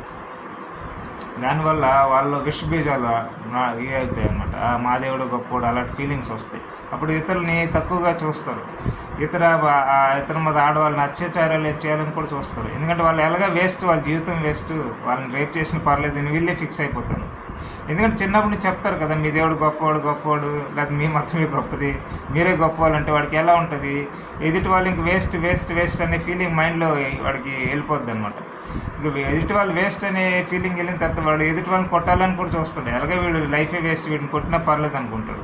లేకపోతే ఎదుటి వాళ్ళని టార్చర్ పెడతాడు, నీ మా మతంలో రా, మా దేవుడు గొప్పవాడు అని టార్చర్ చేస్తాడు. ఎందుకంటే వీడికే తెలియదు, ఈ గుడ్డుగా ఎవరో చెప్పిన నమ్మి వీడు ఒక మతం మూర్ఖుల్లా తయారై పిచ్చోళ్ళలాగా తయారవుతాడు. వీడు అదే ఇతరుల మీద ప్రయోగిస్తూ ఉంటాడు. లేకపోతే ఇతర మాత్రం ఆడవాళ్ళకి రేపులు కూడా చేస్తారు. అలాంటి సందర్భాల పరిస్థితులు వస్తాయి. దాడులన్నీ జరిగితే ఇతర మతాల ఆడవాళ్ళు రేపులు చేస్తారు. ఎందుకంటే వాళ్ళ మీద రెస్పెక్ట్ ఏమి ఉండదు వీళ్ళకి. ఎందుకంటే చిన్నప్పటి నుంచి అదే చెప్తారు కదా, మీదే గొప్పది అంటే ఇతర మతాల వాళ్ళని గౌరవించడం మానేస్తారు. సో ఇదంతా సమాజం చేస్తున్న తప్పు. ఇది వ్యక్తులు చేస్తున్న తప్పులు కాదు, సమాజంలో సాధారణ మనుషులు చేస్తున్న తప్పులు కాదు. సమాజంలో మా మనుషులు అమాయకులు, వాళ్ళకి ఎలా తెలుస్తుంది? దేవుడు ఏమైనా వచ్చి కనిపిస్తున్నాడు ఏంటి రోజు? నేనే దేవుడిని, నేను చెప్పిందే నమ్ము, మిగతా నీ పుస్తకాలు నమ్ముకో, లేదా నీ పుస్తకమే కరెక్ట్ అదే నమ్ము, లేదా కొన్ని వాక్యాలు మంచివి కొన్ని వాక్యాలు చెడువి ఇవన్నీ దేవుడు చెప్తాడా? చెప్పడు కదా. సో వాళ్ళు గుడ్డిగా ఏది ఇస్తే అది నమ్ముతారు. మంచి చెడు మూర్ఖత్వం పనికిరానివి చెత్త విషయాలు హింస విషయాలు ఏది ఇచ్చినా నమ్ముతారు. నమ్మి పిచ్చి వల్ల తయారైపోతారు. ఆ పిచ్చిగా తయారవడం వల్లే ఒక మంచి చేసేస్తూ ఉంటారు, ఇంకో పిచ్చి విషయాలు కూడా చేసేస్తుంటారు, చెడు విషయాలు చేసేస్తుంటారు, అన్నీ వాళ్ళే చేసేస్తారు అనమాట. అంటే ఏది తెలియదు, ఎలా వెళ్ళాలో తెలియక, ఎవరు గైడెన్స్ ఇవ్వక, ప్రభుత్వాలు కూడా గైడెన్స్ ఇవ్వరు, వాళ్ళు సైలెంట్గా చూస్తుంటారు అన్నమాట. అన్నీ మనకెందుకు గొడవ, మనమైనా ఇందులో వేలు పెట్టామంటే మనకు ఓట్లు రావని వాళ్ళ భయం వాళ్ళది. రాజకీయ నాయకుల భయం ఎలా ఉంటుంది? వాళ్ళు మ్యాక్సిమం ఏంటంటే ఓట్ల కోసం చూసుకుంటారు. మనం దీనిలో అనవసర విషయాలు వెళ్తే మనకు ఓట్లు రావని వాళ్ళ భయం వాళ్ళది ఉంటుంది. మళ్ళీ వాళ్ళ పదవులు పోతాయని వాళ్ళ భయం వాళ్ళది. అంటే ఈ పార్టీ ఆ పార్టీ అని కాదు, జనరల్ రాజకీయ నాయకుల మనస్తత్వం ఎలా ఉంటుందో చెప్తున్నాను అంతే. అంటే ఇండియా అని కాదు, ఈ వరల్డ్ ఎవరిదైనా సరే ఇంచుమించు అందరు ఎక్కువ మంది, ఎవరో తక్కువ మంది ఎవరో నిజాయితీ పరులు నిజంగా మంచి వాళ్ళు ఉండేవారు తక్కువ మంది ఉంటారు.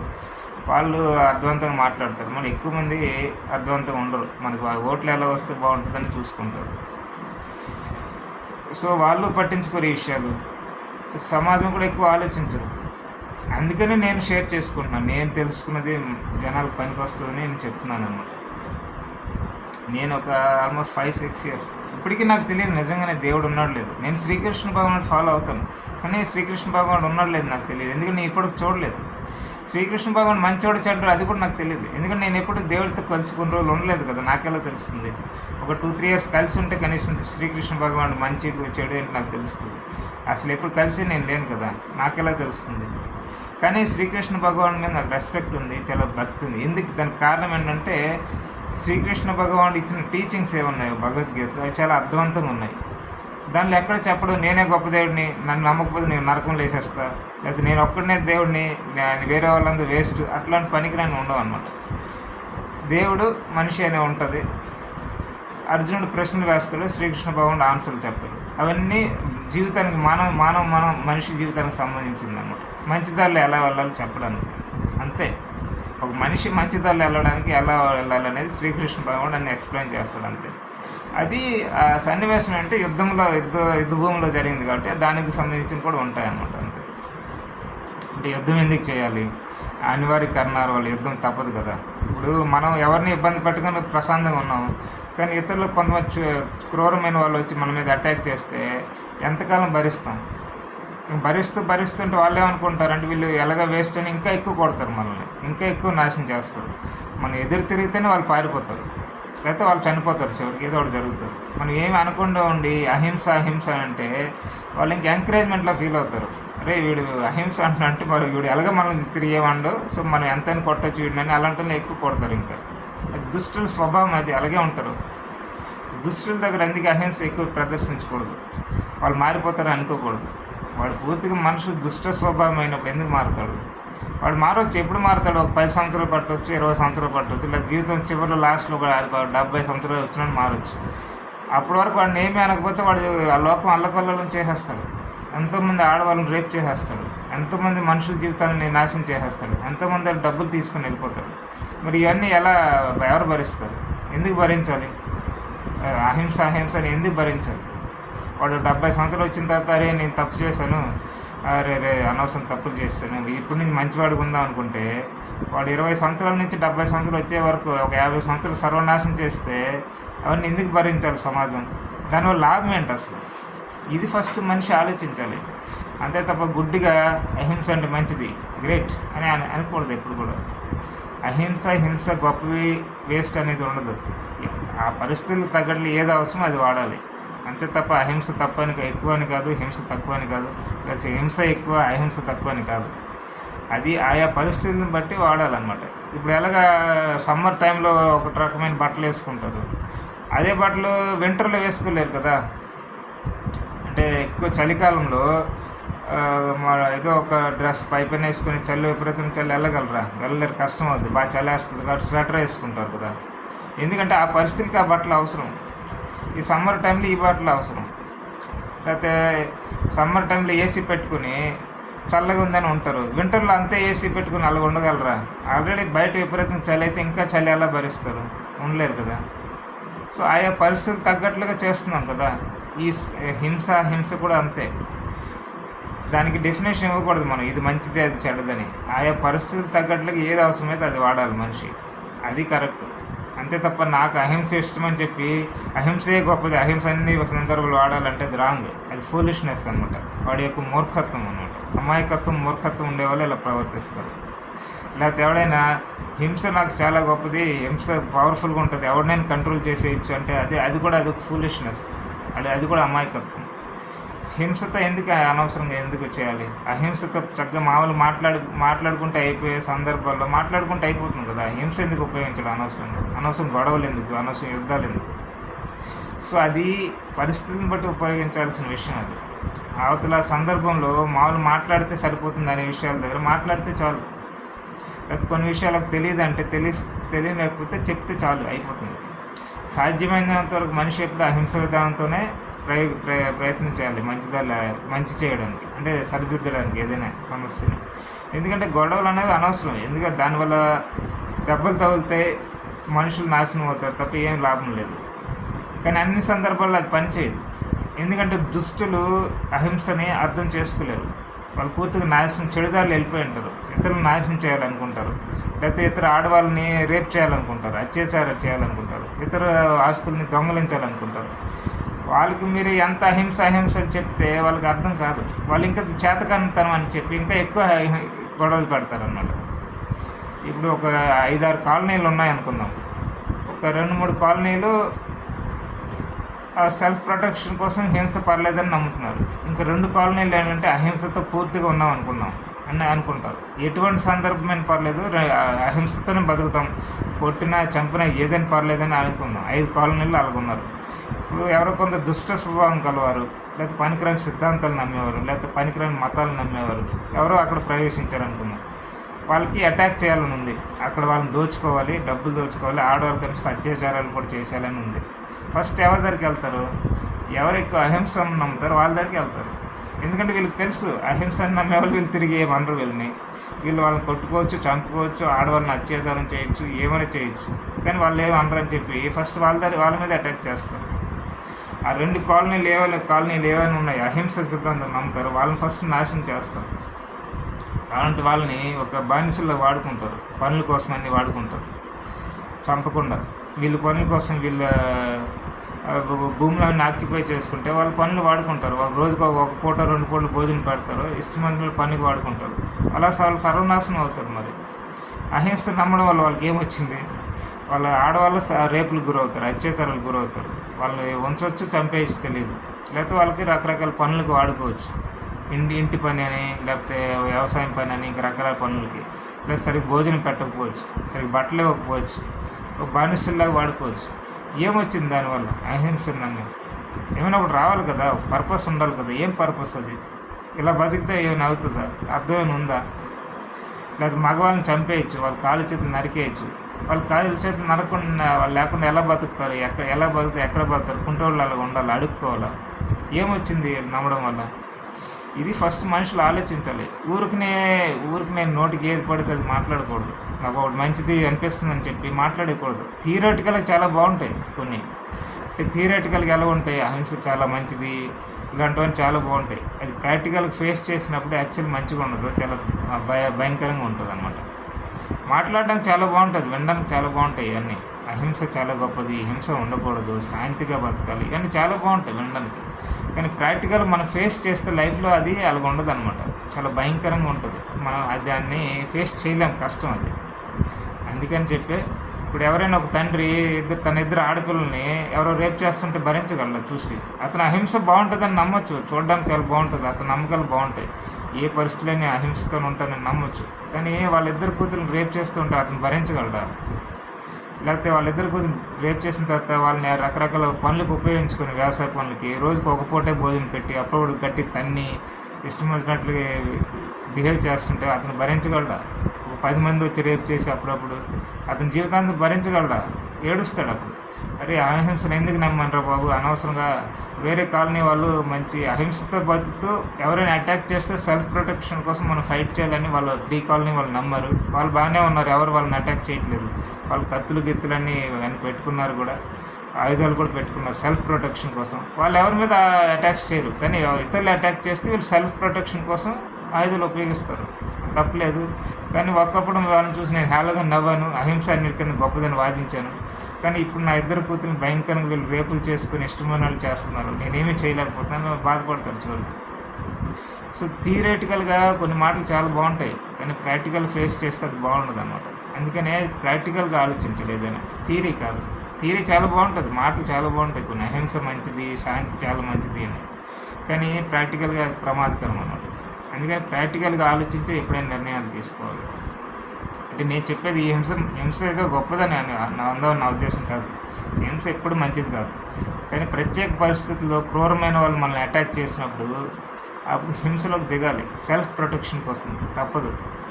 సో భగవద్గీత ఇదంతా ఎందుకు చెప్పారంటే, భగవద్గీత శ్రీకృష్ణుడు అర్జునుడితో యుద్ధం చేయమని ఎందుకు చెప్తాడంటే దీనికోసం అనమాట. కౌరవులు నాశనం చేయాలని పాండవులు చూస్తూ ఉంటారు.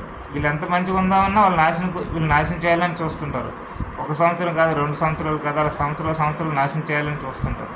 ఇంకెంతకాలం భరిస్తారు? ఎవరికైనా ఓపిక అనేది పోతుంది కదా, వేరే ఆప్షన్ లేదు. చివరికి నీకు ఆప్షన్ లేదు కాబట్టి యుద్ధం చేయక తప్పదని అప్పుడు చెప్తాడు కృష్ణ భగవానుడు. అంతే తప్ప అదేదో మతాలు గొడవలు, దేవుళ్ళు గొడవలు కాదు, మంచికి చెడుకి జరిగిన యుద్ధం అదంతా. సో ఆ సందర్భంలోనే భగవద్గీత అంతా బోధించడం జరుగుతుంది. మనిషి రకరకాల డౌట్లు వస్తాయి అర్జునుడికి, ఆ డౌట్లని క్లియర్ చేయడం జరుగుతుంది. జీవితం గురించి సరిగ్గా ఎక్స్ప్లెయిన్ చేయడం జరుగుతుంది, సరిగ్గా జీవితం ఎలా బతకాలి, ధ్యానం గురించి ఎక్స్ప్లెయిన్ జరుగుతుంది, భక్తి యోగము, కర్మయోగము, ఇవన్నీ జ్ఞాన మార్గము, యోగ మార్గం ఇవన్నీ ఎక్స్ప్లెయిన్ చేయడం జరుగుతుంది.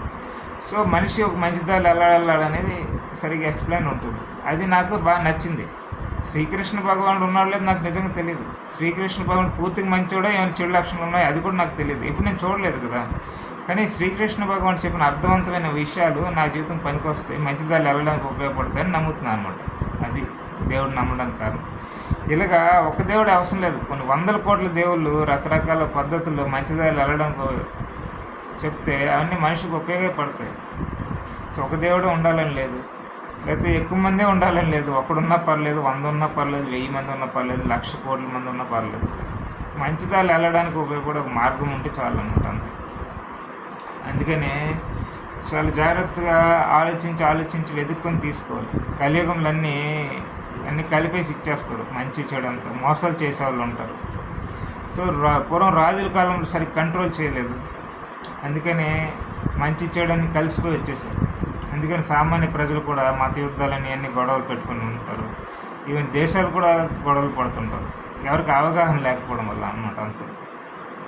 మొదటి నుంచి కంట్రోల్ చేస్తూ వచ్చి అర్థవంతమైన విషయాలు మాత్రమే ఉండాలి. పనికిరాని ఎవడైన విషయాలు వచ్చి సమాజంలో గొడవలు పెడితే వాడికి మరణ శిక్ష వేస్తాం. వాడు దేవుడిని చూశాడని, దేవుడిని చూడలేదని, దేవతలు చూశాడని, ఇంకెవరు చూస్తే మనకు అనవసరం. వాడి పనికిరాని విషయాలు చెప్తే వాడికి మరణ శిక్ష, అంతే. వాడికి దేవుడు నిజంగా చూస్తే దేవుడు రమ్మని చెప్పి మేము మాట్లాడతాం, డైరెక్ట్ దేవుడితోనే మాట్లాడతాం, పర్వాలేదని చెప్పాలి, అంతే. వాడికి మాత్రం మరణ శిక్ష వేసేయాలన్నమాట. పనికిరాని విషయాలు దేవుడి మీద, దేవతల మీద అని చెప్పి పనికిరాని విషయాలు ఎవడని చెప్తే సమాజం గొడవ సృష్టిస్తే వాడిని మరణశిక్ష వేయాలి, అది ఎవరైనా సరే అనవసరం. ఆ మొదటి నుంచి అలా కంట్రోల్ చేసుకుంటూ వస్తుంటే ఇప్పటికీ గొడవలు ఉండేవి కాదు.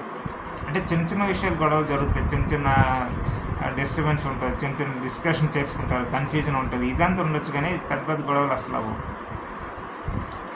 చిన్న డిస్కషన్స్ అది ఓకే, అది దాని గురించి అది చేసుకుంటే మంచిదే, తెలుస్తాయి కదా అన్నీ, ఒకరికొకరు దాన్ని నేర్చుకుంటే మంచిదే. చివరికి ఒప్పుకోకపోవచ్చు, ఒక్కొక్కరికి అభిప్రాయాలు ఒకవేళ ఉన్నాయి, విడిపోవచ్చు, అది పర్వాలేదు. గొడవలు లేకుండా డిస్కషన్ చేసుకోవచ్చు, అది ప్రాబ్లం లేదు. సో ప్రస్తుతం కూడా అందుకని నేనేం చెప్తున్నా అంటే, దేవుడిని తెలుసుకోవాలనుకుంటే ఎవరి మీద డైరెక్ట్ గుడ్డిగా నమ్మకండి. అన్నీ కలిసిపోయి ఉన్నాయన్నమాట, మంచి చెడు అంతా. అందుకని ఎవరికి వారు ఆలోచించుకోవడం స్టార్ట్ చేయాలి. దేవుడు అంటే ఏంటని ఎవరికి వాళ్ళు ఆలోచించుకొని ట్రై చేయాలి తెలుసుకోవడానికి. అది మంచిదన్నమాట. మరి మత పుస్తకాలు ఎవరైనా ఇచ్చిన పెద్దవాళ్ళు ఇచ్చిన పుస్తకాలు ఏమైనా మంచిది కాదంటే దానిలో ఏమైనా మంచి ఉంటే తీసుకోవచ్చు, తప్పలేదు. మంచి ఎక్కడున్నా తీసుకోవచ్చు. సమాజానికి మనిషికి పనికొచ్చే మంచి ఏమైనా ఉంటే తీసుకోవచ్చు. చెడు తీసుకోకూడదు, గుడ్డిగా నమ్మకూడదు అనమాట. గుడ్డిగా నమ్మితే సర్వనాశనం అయిపోతారు అన్నమాట. అది అంటే లేని దేవుని కూడా సృష్టించేయచ్చు, డూప్లికేట్ దేవుల్ని. ఇప్పుడు నేనే చెప్పాను, ఎగ్జాంపుల్ చెప్పాను. 2000 సంవత్సరాల క్రితమే నేను పుట్టి ఒక డూప్లికేట్ మతం, ఒక డూప్లికేట్ దేవుడు తయారు చేశారనుకుందాం. సమాజం మెల్లమెల్లగా అది అలా పెరిగి ఇప్పటివరకు 50 కోట్ల మంది 100 కోట్ల మంది ఫాలో అవుతారు. వీళ్ళు ఎవరికైనా తెలుస్తుంది ఏంటి ఆ దేవుడు నిజం ఉన్నాడు లేదు. నేను ఒక 50-60 సంవత్సరాలు బతికాను, 70 సంవత్సరాలు బతికాను, చనిపోయి ఉంటాను. ఆ తర్వాత అందరూ నేను వెళ్ళిపోయిన తర్వాత ఆ నిజమే ఎవరికి తెలియదు కదా. నేను కావాలని నా స్వార్థం కోసం పెట్టుంటాను. ఆ తర్వాత ఎవరికి తెలుస్తుంది? ఎవరికి తెలియదు. ఇప్పుడు వాళ్ళు ఏమనుకుంటారు? 50 కోట్ల మంది ఆ దేవుడు నిజమే అనుకుంటారు. ఆ దేవుడి పైన మంచి ఉంటే అది కూడా ఫాలో అవుతారు, చెడు ఉంటే ఆ చెడు ఫాలో అవుతారు, పనికిరాని పిచ్చి విషయాలు ఉంటే పిచ్చి విషయాలు కూడా ఫాలో అవుతారు. లేకపోతే 10 పేజీలు 4 వాక్యం ఉంది, ఈ దేవుడు అందరికన్నా గొప్పవాడని ఉంటే అది కూడా ఫాలో అవుతారు. అదే చెప్తుంటారు అందరికీ. మా పేజీలో మత పుస్తకంలో 10 పేజీలు ఉంది, 4 వాక్యంలో ఈ దేవుడి కన్నా గొప్పవాడు ఎవరూ లేరని ఉంది, అది మేము నమ్ముతామంటారు. అంటే పుస్తకాలు రాసుకున్నది మాత్రం నమ్మేస్తే ఎలా? దానికి అర్థం ఉండాలి కదా. ఎవరైనా పుస్తకాలు ఏదైనా రాసేయచ్చు. 100 సంవత్సరాల క్రితం వాడు ఏదైనా చెప్తే పుస్తకం రాసేయచ్చు. 1000 సంవత్సరాల క్రితం ఎవడైనా ఏదైనా చెప్తే పుస్తకం రాసేయచ్చు. అసలు దేవుడు ఉండకపోవచ్చు కూడా, డూప్లికేట్ అవ్వచ్చు. లేకపోతే 10,000 సంవత్సరాల క్రితం ఎవరైనా చెప్తే పుస్తకాలు రాసేయచ్చు. ఇప్పుడు ఆ తర్వాత అప్పుడు మాటలు చెప్పుకుంటారు, అప్పుడు బుక్స్ లేవు కాబట్టి. తర్వాత బుక్స్ వస్తుంది రాసుకుంటారు. అంత మాత్రం అది కరెక్ట్ అయిపోద్దండి? అలా ఉండదు. దేవుడు అంటే ఏంటనేది ప్రతి మనిషి సొంతంగా ఆలోచించుకుని తెలుసుకోవడానికి ట్రై చేయాలి. మీకు ఇంకా చెప్పాలంటే ఉదాహరణకి మార్కెట్కి వెళ్తున్నాను చూడండి, రకరకాల షాపులు ఉంటాయి. అందరూ మంచిగా కరెక్ట్గా నిజాయితీగా వాళ్ళ రేట్లు చెప్తారా? కొందరు మోసాలు కూడా చేస్తారు. ఒక 200 రూపాయలు వస్తే అమాయకులు కనిపిస్తే వాళ్ళకి 300కి అమ్మాయిలను చూస్తారు కొందరు. ఒక 1000 రూపాయల వస్తువు ఏదైనా అమాయకంగా ఎవరైనా వాళ్ళకి బార్గెన్ చేయడం తెలియకపోయినా, వాళ్ళ రేట్లు సరిగ్గా అవగాహన లేకపోయినా వాళ్ళకి 1500కి అమ్మాయిలను చూడొచ్చు ఆ దుకాణం వ్యక్తి. ఎందుకంటే బాగా లాభం వస్తుందని వాడికి తెలుసు దాని విలువ 1000 రూపాయలు అని. కానీ అవతలకు మోసం చేయాలని 1200కి అమ్మేయచ్చు, 1500కి అమ్మేయచ్చు. లేకపోతే బాగా బార్గెన్ చేసే వాళ్ళకి 1000కే ఇచ్చేయచ్చు అలాగా. సో అందుకని మనం మార్కెట్లో ఏదైనా కొనాలంటే అందరిని ఎందుకు అడుగుతామంటే మనకు కొంచెం తెలిస్తే, అంటే సరిగ్గా అవగాహన ఉండి కొంచెం సరిగ్గా బేరమాడి సరిగ్గా అంత రేటు అంత కొందామనే ఉద్దేశంతో దాన్ని కనుక్కుంటాం కదా. ఈ మతాల దేవుళ్ళని కూడా అంతే అన్నమాట. మార్కెట్లో నమ్మలేము కదా అందరు కరెక్ట్గా రేటుకి ఇస్తారని. ఈ మతాలు దేవుళ్ళు కూడా అలాగే నమ్మలేము. ఎందులో ఏదైనా పెట్టేయచ్చు, ఎవరైనా ఏదైనా రాసేయచ్చు, డూప్లికేట్ ఒరిజినల్లో ఉండొచ్చు, ఎన్నైనా ఉండొచ్చు. అందుకని గుడ్డిగా నమ్మకూడదు. అంటే ఇదేంటి మార్కెట్ దేవుళ్ళు ఎన్ని ఒకటేనా అంటే జస్ట్ తెలియడం కోసం నేను కంపేర్ చేశాను. అంటే ఎలా సమాజం మోసాలు జరుగుతున్నాయి మార్కెట్లో, రకరకాల మోసాలు చేస్తుంటారు కదా. ఫైనాన్స్ బిజినెస్ చేసి మీకు ఎక్కువ ఇంట్రెస్ట్ ఇస్తామని కొందరు తీసుకుంటారు డబ్బులు, తర్వాత ఎగ్గొట్టి ఎక్కడికైనా పారిపోతుంటారు. తర్వాత వీళ్ళందరూ వెళ్ళి పోలీసుల దగ్గరికి వెళ్తారు. వాళ్ళు పోలీసులు అడుగుతారు, ఎందుకు ఇది మీరు దానిలో పెట్టారు ఇన్వెస్ట్మెంట్ అంటే, వాళ్ళు బాగా ఇంట్రెస్ట్ ఇస్తాడని చెప్పారు, బ్యాంక్ కన్నా ఎక్కువ ఇంట్రెస్ట్ ఇస్తాడు, 2-3 సంవత్సరాలకే డబుల్ అయిపోద్ది అన్నాడు అని అందుకే నమ్మమంటారు. అంటే వీళ్ళ యొక్క అత్యాస ఉంది కదా, 2-3 సంవత్సరాలు డబుల్ అయిపోద్ది, 4 సంవత్సరాలు డబుల్ అయిపోద్దని అత్యాస ఉంది కదా, దాన్ని వాడు వాడుకుంటాడు. వీళ్ళందరూ డబ్బులు కలెక్ట్ చేసి కొంచెం రోజులు ఇచ్చి తర్వాత ఎగ్గొట్టి పారిపోతాడు. తర్వాత వీళ్ళు పోలీస్ స్టేషన్ చుట్టూ తిరుగుతారు అన్నమాట. అంత అత్యాస ఉంటే అలాగే అవుతుంది. వీళ్ళదే తప్పు యాక్చువల్గా. అంటే వాడు మోసం చేసినందుకు వాడు తప్పు ఉంది, కానీ వీళ్ళది ఫస్ట్ తప్పు వీళ్ళదే. గుడ్డిగా నమ్మకూడదు కదా అలాగా. ఎవడో ఒక 2-3 ఇయర్స్లో డబుల్ అమౌంట్ ఇచ్చేస్తాను మీరు పెట్టిన దానికంటే, ఎలా నమ్మేస్తారు గుడ్డిగా? ఎక్కడి నుంచి తెచ్చిస్తాడు? అలా గుడ్డిగా నమ్మకూడదు, అత్యాస ఉండకూడదు. సరైన దారిలో వెళ్ళేది అంటే మనకు ఉపయోగపడుతుంది. వంకర దారిలో వెళ్ళేది అది ఎప్పుడూ ఉపయోగపడదు. నిజంగా వచ్చినా ఉపయోగపడదు, నాశనమే అవుతుంది అన్నమాట. సో అందుకనే గుడ్డిగా ఫ్రీగా వచ్చింది తొందరగా తీసుకోకూడదు, రాంగ్ వేలో వచ్చింది కూడా తీసుకోకూడదు. దానివల్ల మనకు చెడు జరుగుతుంది అన్నమాట. అర్థవంతమైన దారిలో వచ్చింది, పద్ధతిగా వచ్చింది మాత్రం మనకు ఉపయోగపడుతుంది. అందుకని ఏదైతే పద్ధతిగా అర్థవంతంగా కష్టపడి వచ్చిందో దాన్ని మాత్రమే మనం ఉపయోగించుకోవాలి. ఎందుకంటే దానికి మనకు విలువిస్తాం అనమాట. మనం కష్టపడి ఉంటాం కాబట్టి దానికి విలువిస్తాం, దాన్ని సరిగ్గా వాడుకుంటాం. అందువల్ల అది నాశనం చేయదు అనమాట మనల్ని. అర్థవంతంగా దారిలో రాకపోయింది ఏదైనా ఉంటే అది దానికి విలువ ఇవ్వం. దాన్ని పట్టించుకోం, మనల్ని పట్టించుకోం, మనం నాశనం అవుతాం అన్నమాట. సో అందుకనే ఇది వేరే ఎగ్జాంపుల్కి వెళ్ళిపోయాను నేను. సో అందుకని గుడ్డిగా ఏది నమ్మకూడదు. దాన్ని చెప్పడానికి ఏమైనా చెప్తున్నాను. మార్కెట్లో అలాగే మోసాలు చేసేవాళ్ళు ఉంటారు, మనకు వస్తువుల రూపంలో ఇదని అదని. ఈ మతాల దేవుళ్ళు కూడా మోసం చేసేవాళ్ళు ఉంటారు. వాళ్ళకు 3000 సంవత్సరాల క్రితం ఎవడైనా మోసం చేసి పెట్టి ఉండొచ్చు మతాలని, అది 2000 సంవత్సరాల క్రితం ఎవడైనా మోసాలు చేసి పెట్టి ఉండొచ్చు. దానిలో ఒరిజినల్ దేవుళ్ళు ఉండొచ్చు, డూప్లికేట్ దేవుళ్ళు ఉండొచ్చు, ఏమైనా ఉండొచ్చు, మనకు తెలియదు. అంటే డూప్లికేట్ దేవుడు ఉన్నా నాకేం అభ్యంతరం లేదు, అది తప్పని నేను అన్నా అసలు. ఎందుకంటే మంచి విషయాలు ఉంటే అది కూడా ఉపయోగపడుతుంది, కానీ చెడు ఉంటే ఏం చేస్తాం? చెడు ఉంటే ప్రమాదం కదా. ఈవెన్ ఒరిజినల్ దేవుడు ఇచ్చిన దాన్ని కూడా చెడగొట్టేసి ఏమైనా చెడు వాక్యాలు ఎవరైనా తర్వాత వాళ్ళు రాసేస్తే అది కూడా ప్రమాదమే. అవన్నీ గుడ్డిగా నమ్మితే సర్వనాశనం అయిపోతాం. అందుకే మనిషికి సమాజానికి పనికొచ్చే వాటిని తీసుకుంటాను, మనిషికి సమాజానికి చెడు చేసేవి తీసుకుని అని ప్రతి మనిషి అనుకోవాలి, ఎస్పెషల్లీ దేవుడు మతాలు నమ్మేవాళ్ళు. అప్పుడే మీకు అర్థవంతమైన దారిలో వెళ్తారు. ఇదంతా తలనొప్పి నాకు ఎందుకు, ఇవన్నీ నేను గుర్తించలేను అనుకుంటే నాస్తికుడిగా బతకడం మంచిది. నా దృష్టిలో అయితే అదే సేఫ్. ఏ అనవసరం తలనొప్పే ఉండదు అసలు. ప్రశాంతంగా ఏమీ నమ్మకుండా ఈ సమాజంలో ఉన్న అన్ని అబ్జర్వ్ చేసుకుని మంచి చెడు ఏదో తెలుసుకొని మంచిని గ్రహిస్తూ మంచి దారిలో వెళ్తారు అన్నమాట. అర్థవంతంగా ఉంటుందన్నమాట. మోసపోరు, ఎవరిని మోసం చేయరు, ప్రశాంతంగా బతుకుతారు. లేదు నేను దేవుడిని నమ్మాలి, నాకు అది తెలుసుకోవాలి ఉంది, నేను ఒక పాత్ ఫాలో అవుతా, రిలీజన్ ఫాలో అవుతా అంటే అప్పుడు మీరు చాలా కష్టపడి అన్నీ నేర్చుకోవాలి. గుడ్డుగా ఎవరిని నమ్మకూడదు అనమాట. ఎందుకంటే సమాజం బాగలేదు. ఈ సమాజం బాగాలేకపోవడం వల్లే 2-3 వేల సంవత్సరానికి గొడవలు జరుగుతున్నాయి. పెద్దవాళ్ళు ఎవరు సరిగ్గా మానిటర్ చేయరు, రాజకీయ వాళ్ళు సరిగ్గా దీనిలో మంచి విషయాన్ని పట్టించుకోరు. పూర్వం రాజులు కూడా సరిగ్గా పట్టించుకోలేదు, సమాజం పెద్దలు కూడా పట్టించుకోలేదు, అన్నీ ఫ్రీడంగా ఇష్టమైన వాళ్ళు ఇచ్చేస్తున్నారు. సో ఎవరికి వాళ్ళు పిచ్చి పిచ్చికి ఏది పడితే అది మాట్లాడడం, ఏది పడితే నమ్మడం, అలా పిచ్చి పిచ్చికి తయారు చేస్తున్నారు. దీనివల్ల గొడవలు జరుగుతున్నాయి అన్నమాట. అంతే తప్ప సామాన్య ప్రజలు తప్పని అనలేము. వాళ్ళకి తెలియదు, ఏదో ఒకటి ఇస్తే అది ఫాలో అవుతారు, గొడవలు పెట్టుకుంటారు. అందుకని చెప్తున్నా, ప్రతి మనిషి సొంతంగా నేర్చుకోవడానికి ట్రై చేయండి, సొంతంగా దేవుడు అంటే ఏంటో తెలుసుకోవడానికి ట్రై చేయండి. దానికోసం అప్పుడప్పుడు ఆలోచన చేసుకోండి, అబ్జర్వ్ చేయండి, ప్రపంచాన్ని, విశ్వాన్ని అబ్జర్వ్ చేయండి, ప్రపంచంలో మనుషులను అబ్జర్వ్ చేయండి, నాస్తికుల్ని అబ్జర్వ్ చేయండి. నాస్తికులను చూడండి, బాగా గమనించండి. వాళ్ళు దేవుడిని ఎవరు నమ్మట్లేదు, అంత బాగా ఎలా బతుకుతున్నారు. చాలామంది మంచి వ్యక్తులు కూడా ఉన్నారు, చెడు వ్యక్తులు కూడా ఉండొచ్చు నాస్తికుల్లో, నేను కాదన్నది. కానీ మంచి వాళ్ళు కూడా ఉంటారుగా. వాళ్ళు అంత సక్సెస్ఫుల్గా ఎలా ఉన్నారు, మరి దేవుడు నమ్మరు, వీడికి ఎవరు హెల్ప్ చేస్తున్నారు అని ఆలోచించాలి. ఇవన్నీ అప్పుడే మనకు అవగాహన బాగా వస్తుంది. అంటే దేవుడు అంటే ఏంటంటే అర్థవంతంగా బతకడం.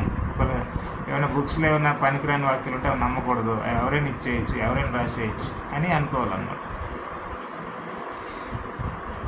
సో అంటే మీకు ఒక చిన్న ఎగ్జాంపుల్ చెప్తాను. ఇక హిందూ ధర్మంలో ఉన్నదే, కానీ పుస్తకాలు ఉండకపోవచ్చు, కానీ జనరల్గా ఎగ్జాంపుల్ ఉంటుంది అన్నమాట. దేవుడు అనేది అర్థం చేసుకోవడానికి చిన్న కథ బాగా ఉపయోగపడుతుంది, దానికోసం చెప్తున్నాను. అంటే ఇది ప్రపంచంలో ఎవరికైనా ఉపయోగపడుతుంది. హిందూ ధర్మం చెప్తున్నారని చెప్పి హిందువులకే ఉపయోగపడుతుంది అని కాదు, ఇది జనరల్ కథ అనమాట. చిన్న స్టోరీ అంతే. దేవుడు అనేది ఎలా అర్థం చేసుకోవాలని చెప్పడానికి ఒక స్టోరీ అంతే. ఇది ఎవరికైనా ఉపయోగపడుతుంది. ఒకసారి ఇద్దరు గొప్ప భక్తులు ఉంటారనమాట, దైవ భక్తులు ఉంటారు ఇద్దరు. వాళ్ళిద్దరికి దేవుడు వస్తాడు డైరెక్ట్గానే. వాళ్ళిద్దరి దగ్గర దేవుడు వచ్చి నేను దేవుడిని అని చెప్తారు. వాళ్ళు ఆశ్చర్యపోతారు, ఇదేంటి మా దగ్గరకు దేవుడు వచ్చాడు, మేము అసలు ఎప్పుడు అనుకోలేదు, మేమేదో సామాన్య భక్తులు, అలాంటిది మా దగ్గరకు దేవుడు రావడం ఏంటి, మేము దేవుడిని చూడడం ఏంటి అని చాలా ఆశ్చర్యపోతారు, చాలా ఆనందపడతారు. దేవుడు మేము ఎప్పుడు అనుకోలేదు నేను చూస్తామని, అసలు మేము సామాన్యులు, మా దగ్గరకు వచ్చావంటే నువ్వు చాలా గొప్పవాడి, మా మీద దైవంచావు అనుకుని ఇద్దరు బాగా ప్రే చేస్తారు. ఇప్పుడు దేవుడు ఏమంటాడంటే, మీకు కొన్ని విషయాలు చెప్తాను, దేవుడు నన్ను మీకు తెలిసింది కదా అంటే తెలిసిందే అంటాడు. కొన్ని వాళ్ళ మహిమలు కూడా చూపిస్తాడు. కొన్ని అక్కడ లేనిది క్రియేట్ చేయడం, వాటర్ లేకపోతే వాటర్ క్రియేట్ చేసేస్తాడు, లేకపోతే అక్కడ అగ్ని లేకపోతే అగ్ని క్రియేట్ చేసేస్తాడు. కొన్ని ఇలాంటి మహిమలు కూడా చూపిస్తాడు. వాళ్ళు ఇంకా నమ్ముతారు అన్నమాట. లేదు నమ్ముతున్నావు దేవుడా, నమ్ముతున్నావు, ఈ మహిమలన్నీ నువ్వు చేస్తున్నావు కూడా నమ్ముతున్నావు అంటాడు. దేవుడు ఏమంటాడు, మీకు 10 విషయాలు చెప్తాను, చాలా మంచి విషయాలు, అది మీరు ఫాలో అవ్వండి అంటారు. వాళ్ళిద్దరూ అలాగే చాలా థ్యాంక్స్ దేవుడా, మా మంచి విషయాలు డైరెక్ట్గా మాకు చెప్తున్నావు, చాలా హ్యాపీ మేము అని అడుగుతారు, చెప్పమని చెప్తారు. అప్పుడు దేవుడు ఒక 10 పాయింట్లు చెప్తాడు. అప్పుడు వాళ్ళని అడుగుతాడు, ఎలా ఉన్నాయి ఇది, మీరు ఈరోజు నుంచి ఫాలో అవుతారు కదా, ఇది మంచి పాయింట్లు, నేను దేవుడిని గొప్పవాడిని అంటే ఒక భక్తుడు ఏమంటాడు, దేవుడా నీవు చెప్పిందే పరమార్థం, నీవు ఏది చెప్పినా అర్థం ఉంటుంది, అది చెప్పండి, అర్థం లేకపోతే నువ్వు చెప్పవు. అసలు నువ్వు చెప్పిన ప్రతి దానిలో మంచి అర్థం ఉంటుంది. నువ్వు చెప్పింది పూర్తిగా కరెక్ట్గా ఎలా ఇచ్చి అది ఫాలో అవుతాను అంటాడు. ఇంకో భక్తుడిని అడుగుతాడు. ఆ భక్తుడు ఏమంటాడు, దీనిలో నాకు 6 విషయాలు 6 పాయింట్లు కరెక్ట్గా ఉన్నట్లు అనిపిస్తున్నాయి, 6 ఫాలో అవుతాను, ఇంకో 4 ఫాలో అవను అంటాడు. దేవుడు వాడిని కోపం అడుగుతాడు, ఎందుకు ఇది ఫాలో అవ్వవు? నేను దేవుడిని, నేను మహా పవర్ఫుల్, మహా గ్రేటు, నాకన్నా జ్ఞానం ఎవరికి లేదు, అలాంటిది నేను చెప్పిన దానికి నువ్వు ధిక్కరిస్తున్నావా? నువ్వు నాకన్నా గొప్పవాడు అంటాడు. అప్పుడు ఆ భక్తుడు అంటాడు, స్వామి నీతో నాకు గొడవ పడాలని లేదు, నీకన్నా నేను గొప్పవాడిని అనాలని లేదు, లేకపోతే నువ్వు ఎంతటోడు నేను నీకన్నా పవర్ఫుల్ అని నేను అనడం కూడా లేదు, నీకన్నా నాలెడ్జబుల్ అని కూడా నేను అనడం లేదు.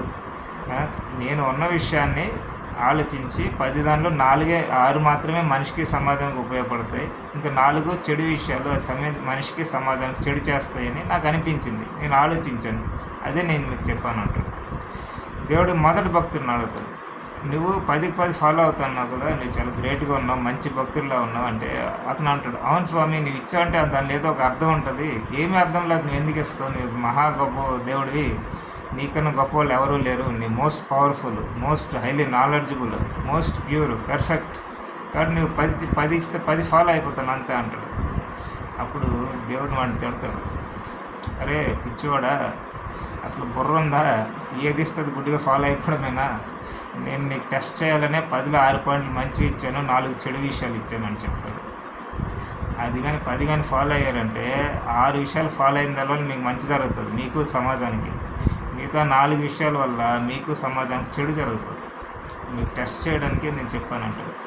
ఆ మొదటి భక్తులు ఆశ్చర్యపోతాయి, ఇదేంటి దేవుడా, నీవన్నీ మంచివాడివే, గొప్పవాడని నమ్మి నేను అని పూర్తిగా నమ్మను, నీవు ఎలా చెప్తే ఎలా అంటే, దేవుడు ఏమంటాడంటే, నేను చెప్తున్నాను సరే ఓకే, నేను 6 మంచి ఇచ్చాను, 4 చెడు ఇచ్చాను, నీకు డైరెక్ట్గా ఎక్స్ప్లెయిన్ చేస్తున్నాను. రేపొద్దున దేవుడు అని పేరు చెప్పి ఎవరో ఒకరు ఏదైనా ఇవ్వచ్చు, అప్పుడు ఏం చేస్తావు, ఎలా తెలుసుకుంటావు? అన్నీ గుడ్డిగా ఫాలో అయితే సర్వనాశనం అవుతావో లేదని అంటాడు మొదటి భక్తులు. ఇప్పుడు నేను దేవుడిని కాబట్టి నీకు చెప్పగలుగుతున్నాను డైరెక్ట్గా, నేను కావాలంటే టెస్ట్ చేయడానికి 6 మంచి ఇచ్చాను, 4 చెడ్డ ఇచ్చానని. కానీ ఫ్యూచర్లో ఎవరైనా రకరకాల మనుషులు వస్తారు, మోసాలు చేసేవాళ్ళు ఉంటారు, మూర్ఖులు ఉంటారు, దుర్మార్గులు ఉంటారు, అమాయకులు ఉంటారు, అజ్ఞానులు ఉంటారు, రకరకాల వాళ్ళు వస్తారు. కావాలని దేవుడి ఇచ్చిన టీచింగ్స్ని మార్చేసే వాళ్ళు ఉంటారు, లేకపోతే వాళ్ళ డూప్లికేట్ దేవుడిని, డూప్లికేట్ మతాలను కూడా పెట్టేయగలుగుతారు. ఇవన్నీ ఇస్తే దేవుడు అని చెప్పి ఏది ఇస్తే అది గుడ్డిగా నమ్మితే అప్పుడు ఏమవుద్ది? గుడ్డిగా అన్ని నమ్మితే మంచిది నాకు చేస్తారు, చెడు ఇచ్చిన కూడా మంచిని అది కూడా చేస్తారు, దానివల్ల ఏమవుద్ది? సర్వనాశనం అవుతారు అని చెప్తే ఆ మొదటి భక్తుడు సారీ చెప్తాడు, సారీ దేవుడా నేను తెలుసుకోలేకపోయాను అంటే. అప్పుడు రెండవ భక్తుడిని చూసి దేవుడు మెచ్చుకుంటాడు, నువ్వు కరెక్ట్గా అని చెప్పావు, నువ్వు ఆలోచించావు, 10 ఇచ్చిన విషయాలు, నేను ఇచ్చిన విషయాలని గుడ్డిగా నమ్మకుండా 6 మాత్రం కరెక్ట్, అది పనికి వస్తాయి మనిషికి సమాజానికి, 4 విషయాలు చాలా ప్రమాదం మనిషికి సమాజానికి తెలుసుకున్నావు, నువ్వు అసలైన భక్తుడివి, నువ్వు అర్థవంతంగా బతుకుతున్నావు అని మెచ్చుకుంటాడు. ఆ మొదటి భక్తుడు అంటాడు అప్పుడు, మరి నువ్వేది ఇచ్చినా నమ్మాలి కదా, మాకు ఎలా తెలుస్తుంది? దేవుడి పేరు మీద ఏదైనా ఇస్తే మరి నమ్మకపోతే ఎలాగా అంటే, ఇప్పుడు దేవుడు అడుగుతాడు, నీ చేతులు భోజనం మీద కూర్చుని చేతులతో భోజనం చేస్తాను, దగ్గర అలా కూర్చుని భోజనం నీ నోటికి వెళ్ళిపోద్ది అంటే, లేదు స్వామి నా చేతులతో నేను భోజనం చేస్తాను. నువ్వు ఎక్కడికైనా వెళ్ళాలంటే కాళ్ళు ఉపయోగిస్తావు, అక్కడ జస్ట్ నిల్చుంటే వెళ్ళిపోతావు అంటే, లేదు స్వామి నేను నడిచి వెళ్తాను, కాళ్ళు ఉపయోగిస్తాను అంటే. మరి చేతులు కాళ్ళు ఇవన్నీ ఇచ్చాను నేను, అవి ఉపయోగిస్తున్నావు కదా, అలాగే నీకు బుర్ర ఇచ్చాను కదా, అది ఎందుకు ఉపయోగించట్లేదని అడుగుతాడు. ఆ బుర్ర ఇచ్చింది వాడుకుని ఆలోచించాలి కదా, ఏదైనా ఉంటే అది మంచిదా కాదని తెలుసుకోవాలి కదా, నీ సెన్స్ అనేది ఉపయోగించాలి కదా, నీ కామన్ సెన్స్ ఉపయోగించగలరు కదా, నీ తెలివి అనేది ఉపయోగించాలి కదా, తెలియకపోతే ఎవరినైనా అడగాలి కదా, మాట్లాడాలి కదా, తెలుసుకోవడానికి ప్రయత్నించాలి కదా. అంతే తప్ప గుడ్డిగా ఎలా నమ్ముతావు ఏదైనా సరే? అన్నీ గుడ్డిగా నమ్మినప్పుడు మరి నీ చేతులు కూడా ఉపయోగించకూడదు, ఒక దగ్గర కూర్చోవాలి, భోజనం నోటికి వెళ్ళిపోద్దని వెళ్తుందా? ఎక్కడికి కాళ్ళు ఉపయోగించకుండా ఒక దగ్గర నిల్చోవాలి, వేరే ప్లేస్కి వెళ్ళిపోతావా? వెళ్ళవు కదా, అన్నీ ఉపయోగిస్తున్నావు కదా, కాళ్ళు ఉపయోగిస్తావు, చేతులు ఉపయోగిస్తావు, ఏదైనా చూడడానికి కళ్ళు ఉపయోగిస్తావు. నేను ఇవన్నీ ఇచ్చాను, మరి అన్నీ ఉపయోగిస్తున్నావు కదా సరిగ్గా. అలాగే నీ బుర్ర కూడా ఇచ్చాను కదా, బ్రెయిన్ ఇచ్చాను కదా, తెలివి ఇచ్చాను కదా, అది కూడా నీవు వాడుకోవాలి కదా అని దేవుడు తిడతాడు. కాబట్టి గుడ్డిగా నమ్ముతానని ఎప్పుడు అనుకో, అది నీ తప్పు. నేను ఇచ్చింది నీ వాడుకో, నీ వాడుకోవాల్సిన బాధ్యత నీ మీద ఉంది. ఎవరైతే చెప్పేస్తే గుడ్డిగా నమ్మేకు. నీ బుర్రను వాడి ఆలోచించు. వాళ్ళు చెప్పింది నిజం మంచిదా చెడ్డదా అని ఆలోచించు. రకరకాలు చెప్తారు, నాకు దేవుడు చెప్పాడని ఏదో చెప్తారు, లేకపోతే దేవుడిని చూసానని ఏదో చెప్తారు. వాళ్ళు చెప్పినవన్నీ నీవు గుడ్డిగా నమ్మితే సర్వనాశనం అవుతావు. నువ్వు నాశనం అవుతావు, ఇతరులని నాశనం చేస్తావు అని దేవుడు వాళ్ళని తిడతాడు అనమాట. అంటే మొదటి వ్యక్తిని తిడతాడు, రెండో వ్యక్తిని మెచ్చుకుంటాడు. ఎందుకని చెప్పి దేవుడి పేరు మీద ఉన్న ఏదైతే అది గుడ్డిగా నమ్మేకు. నీ చేతులు కాళ్ళు కళ్ళు అన్నీ ఎలా వాడుకుంటున్నావు, నీ బ్రెయిన్ కూడా వాడుకో, ఆలోచించు, తెలుసుకో, కామన్ సెన్స్ ఉపయోగించు, తెలివి ఉపయోగించు. ఎవరైనా చెప్తే గుడ్డిగా నమ్మకు. వాళ్ళు చెప్పింది మంచిగా చేయడం ఆలోచించు. వాళ్ళు దేవుడిని చూశాను నన్ను మాత్రం నమ్మేకు, లేకపోతే ఎవరో దేవతలను చూశానన్నది మాత్రం నమ్మేకు, లేకపోతే ఎవరైతే కొంచెం మంచి చేశారంటే వాళ్ళు మంచి వాళ్ళని నమ్మేకు. తర్వాత వాళ్ళు చెడు ఎంతో చేయొచ్చు, నమ్మించడానికి కొంత మంచి చేయొచ్చు. సో ఇవన్నీ దేవుడు చెప్తాడు అన్నమాట. అప్పుడు మొదటి వ్యక్తులు సారీ తప్పైపోయింది దేవుడు తెలుసుకున్నాను, ఈసారి నుంచి నేను గుడ్డిగా ఏదో నమ్మను, ఆలోచించి తెలుసుకునే నమ్ముతానంటాడు. నా చేతులు కాలాన్ని ఎలాగో ఉపయోగిస్తున్నాను, అలాగే నా బ్రెయిన్ కూడా ఉపయోగిస్తాను, నా బుద్ధి ఉపయోగిస్తాను, అన్నీ ఉపయోగించి తెలుసుకునే ఫాలో అవుతాను అంటాడు. మంచి చెడు తెలుసుకుని మంచి ఫాలో అవుతాను అంటాడు. సో అలాగా మనం అన్నీ తెలుసుకొని ఫాలో అవ్వాలి తప్ప గుడ్డిగా అది నమ్మేయకూడదు. ఎందుకంటే సమాజం అంత బాగాలేదు, కలియుగం కదా. మంచి చెప్పేవాళ్ళు ఎంతమంది ఉంటారు, మోసం చేసేవాళ్ళు ఎంతమంది ఉంటారు. మార్కెట్లలో మంచిది కరెక్ట్గా నిజాయితీగా కరెక్ట్గా ధరకు ఇచ్చేవాడు ఉంటాడు, ఇంకోటి మోసం చేసేవాడు కూడా ఉంటాడు. అవన్నీ గుడ్డిగా నమ్మితే నాశనం అవుతాం కదా. ఈ మతాలు దేవుళ్ళని కూడా అంతే. అర్థవంతంగా దేవుడు అని చెప్పి మంచి వాక్యాలు ఇచ్చేవాళ్ళు ఉంటారు, దేవుడికి ఏంటని తెలుసుకోకుండా పనికిరాని వాక్యాలు ఇచ్చేవాళ్ళు ఉంటారు. దేవుడి పేరు మీద ఏదో ఒక దేవుడి పేరు రాసేస్తారు. దేవుడు ఉన్నాడు లేదు మనకు తెలియదు కదా, ఎలా తెలుస్తుంది? దేవుడు కనిపించడు కదా. డూప్లికేట్ దేవుడిని కూడా పెట్టేయచ్చు, చెడు వాక్యాలు ఇచ్చేయచ్చు. ఒరిజినల్ దేవుడి పేరు మీద కూడా చెడు వాక్యాలు ఇచ్చేయచ్చు, ఎవరైనా చేర్చేయచ్చు. 100 సంవత్సరాల క్రితం, 1000 సంవత్సరాల క్రితం. అది మనకెలా తెలుస్తుంది? తెలియదు కదా. ఇప్పుడు ఒక 2000 సంవత్సరాల క్రితం ఏదైనా రాస్తారు అనుకుందాం. హిందూ ధర్మం ఎప్పటి నుంచో వస్తుంది. 2000 years బ్యాక్ ఎవరో ఒకరైతే చెడు వాక్యాలు రాస్తారు. అవి మనం అన్ని గుడ్డిగా నాశనం అయిపోతాం కదా. అందుకని ఆలోచించి తెలుసుకుని ఫాలో అవ్వాలి. సారీ, అంటే రకరకాలుగా వచ్చేస్తాయి అనమాట. ఇప్పుడు కొందరికి ఏంటి, ఉదాహరణకి ఎవరికో మంచి భక్తుడు ఉన్నాడు, దేవుడు అంటే చాలా ఇష్టం ఆ వ్యక్తికి, వాడికి చాలా అతనికి వాడనకూడదు. ఒక 3000 years బ్యాక్ 2000 years బ్యాక్ ఎవరో అనుకుందాం ఒక వ్యక్తి. ఇలాంటి వాళ్ళు చాలామంది ఉండొచ్చు ప్రపంచంలో. రకరకాల వ్యక్తులు రకరకాల ప్రదేశాల్లో రకరకాల దేవుడిని ఇష్టపడవచ్చు. వాళ్ళు జనరల్గా ఎగ్జాంపుల్ చెప్తున్నాను. ఆ వ్యక్తికి దేవుడు అంటే బాగా ఇష్టం, దేవుడే సృష్టించి ఉంటాడు, లేకపోతే తయారవదు. ఎంత అద్భుతం చూడండి, నక్షత్రాలు ఉన్నాయి, సూర్యుడు ఉన్నాడు, చంద్రుడు ఉన్నాడు, ఇంత పెద్ద భూమి ఉంది, ఎంత పెద్ద వాటర్ ఉంది, ఎన్ని ట్రీస్ ఉన్నాయి, ఎన్ని ఫ్లవర్స్ ఉన్నాయి, రెయిన్ పడుతుంది, ఇదంతా మహా అద్భుతం, ఎంత గొప్ప సృష్టించిన దేవుడు, మహా అద్భుతం అని చెప్పి దేవుడు అంటే బాగా ఇష్టం అనమాట. కానీ దేవుడిని ఇప్పుడు చూడలేదు, దేవుడిని ఇప్పుడు దండం పెట్టుకుంటూ ఉంటాడు అనమాట, చూడకపోయినా సరే. అలాగా వాడికి పేదవాళ్ళని హెల్ప్ చేయడం అంటే కూడా బాగా ఇష్టం అతనికి. సో పేదవాళ్ళకి కూడా ఉన్నదాన్ని హెల్ప్ చేస్తూ ఉంటాడు, చాలా దయగా ఉంటాడు, కొంచెం మంచి అలవాట్లతో ఉంటాడు. కానీ వాడికి మూర్ఖత్వం ఉందనుకోండి, అంటే నేనే చెప్తే అదే కరెక్ట్ అందరు అనాలని మూర్ఖత్వం ఉంటే వాడు అలా ఫాలో అయ్యి దేవుడిని దండం పెట్టుకుంటే వాళ్ళు పెద్దవాళ్ళు అనొచ్చు, అరే నీ దేవుడిని ఎక్కువ దండం పెట్టుకుంటున్నావు కదా, ఒక మతం అనేది పెట్టవచ్చు కదా, మంచి విషయాలు చెప్తావు, అందరికి ఉపయోగపడతాయి అంటే వాడు ఒక మతం పెట్టాడు అనుకుందాం. దేవుడు నాకు కనిపించలేదు, ఏ పేరు పెట్టాలని పెద్దవాళ్ళని ఇతను అడగచ్చు. వాళ్ళే ఉంటారు, నువ్వు ఏదో ఒక పేరు పెట్టే, ఏముంది నువ్వు చాలా గొప్పవాళ్ళు, ఎక్కువ దైవభక్తి ఉంది, నీకు దయ కూడా బాగుంది, పేదవాళ్ళు అంటే హెల్ప్ కూడా చేస్తున్నావు, అలవాట్లు కూడా నీకు మంచిగా ఉన్నాయి అంటే వాడు ఏదో ఒక పేరు పెట్టేసి, దేవుడికి ఏ పేరు అయితే ఉందిలే, దేవుడు అంటే గొప్పవాడు, ఏ పేరు పెట్టినా పర్లేదని అతనే ఒక పేరు పెట్టేయచ్చు. అలాగే కొన్ని మంచి విషయాలు అతనే చెప్పేయచ్చు. దేవుడిని ఫాలో అవ్వడం అంటే మంచి దారిలో వెళ్ళాలి, దేవుడిని ఫాలో అవ్వడం అంటే దొంగతనం చేయకూడదు, దేవుడిని ఫాలో అవ్వడం అంటే కష్టపడి పనిచేయాలి, దేవుడిని ఫాలో అవ్వడం అంటే ప్రతిరోజు దైవభక్తి ఉండాలి, దేవుడిని ఫాలో అవ్వడం అంటే ఆడవారిని అనకూడదు, గౌరవించాలి, దేవుడిని ఫాలో అవ్వడం అంటే తల్లిదండ్రులు గౌరవించాలి. ఇట్లా కొన్ని చెప్తూ ఉంటాడు అన్నమాట.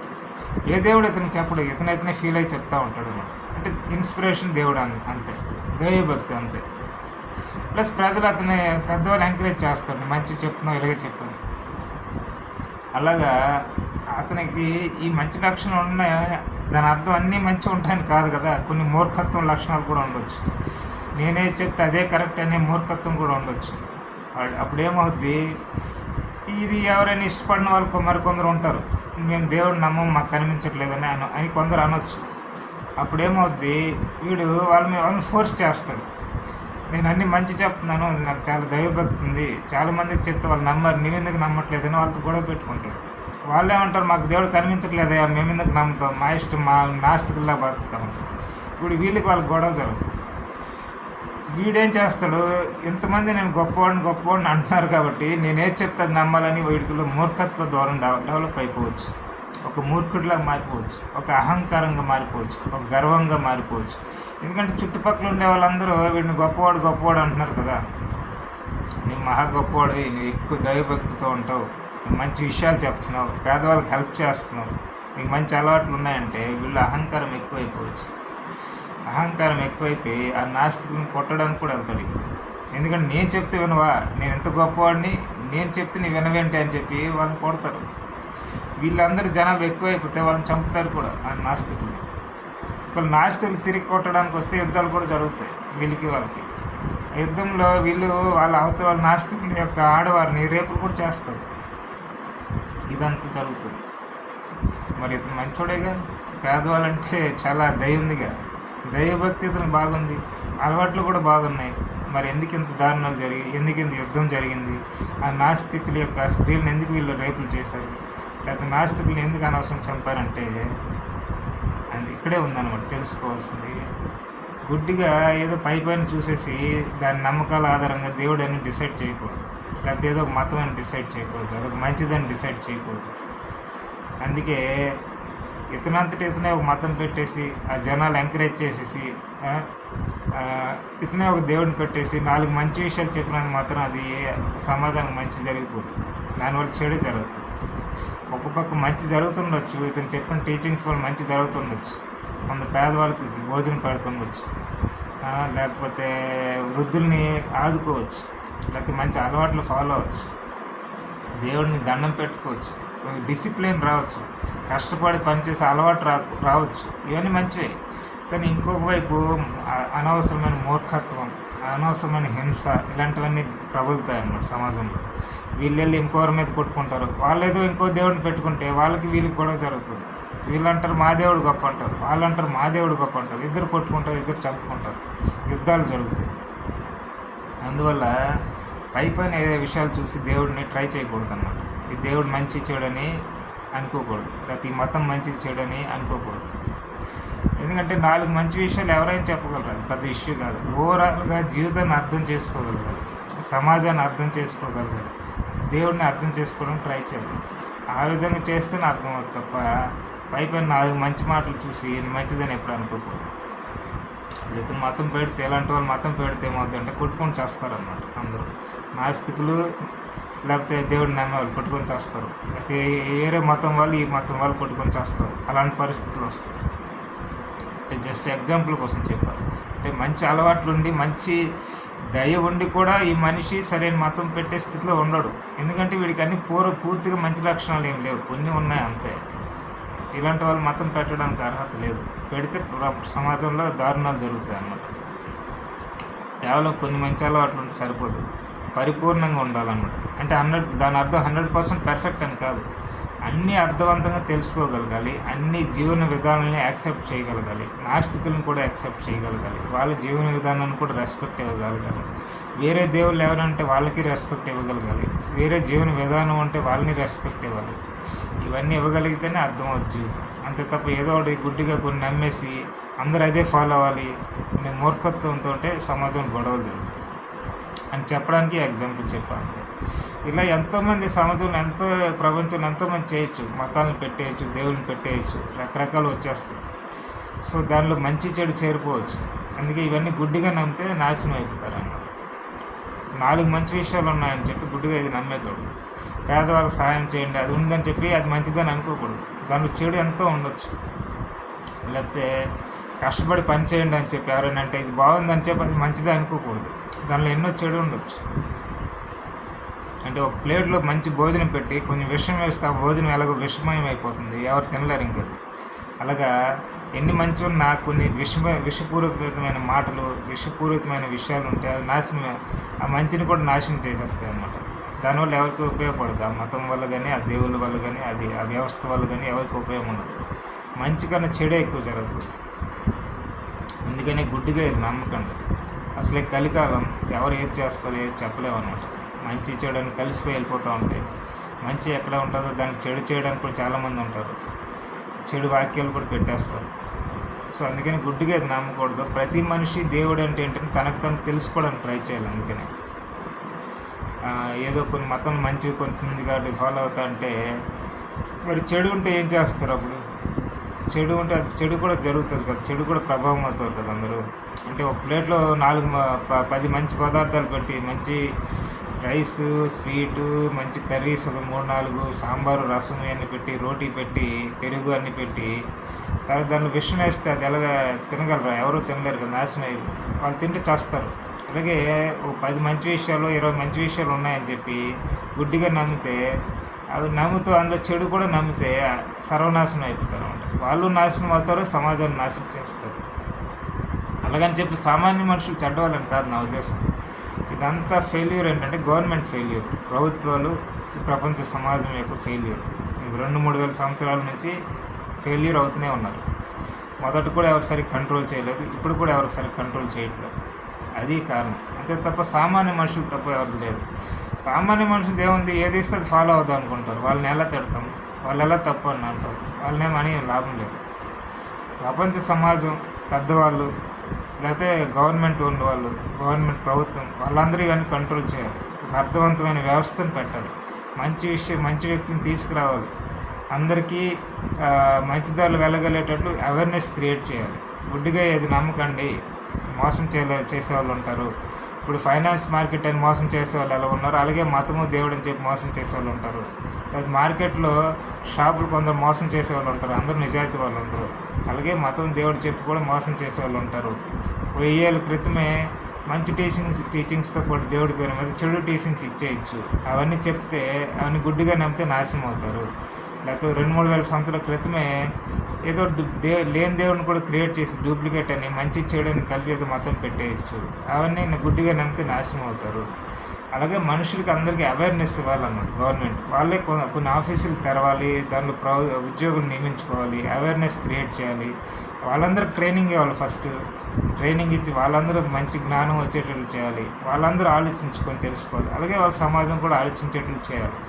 ఇలా చేస్తూ ఉంటే ఒక ఆలోచన విప్లవం అనేది రావాలన్నమాట సమాజంలో. మతము దేవుడి గురించి అందరూ ఆలోచించుకొని అందరూ తెలుసుకోవడానికి ట్రై చేయాలి. గుడ్డిగా ఇది నమ్మకూడదు.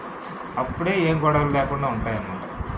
అంతే తప్ప గుడ్డిగా నమ్ముతాం, మత పుస్తకాలు నమ్ముతాం, ఎవరో మనుషులు చెప్పారని నమ్ముతాం, వీళ్ళు చెప్పారని నమ్ముతాం అంటే ఎప్పుడు గొడవలు అవుతూనే ఉంటాయి.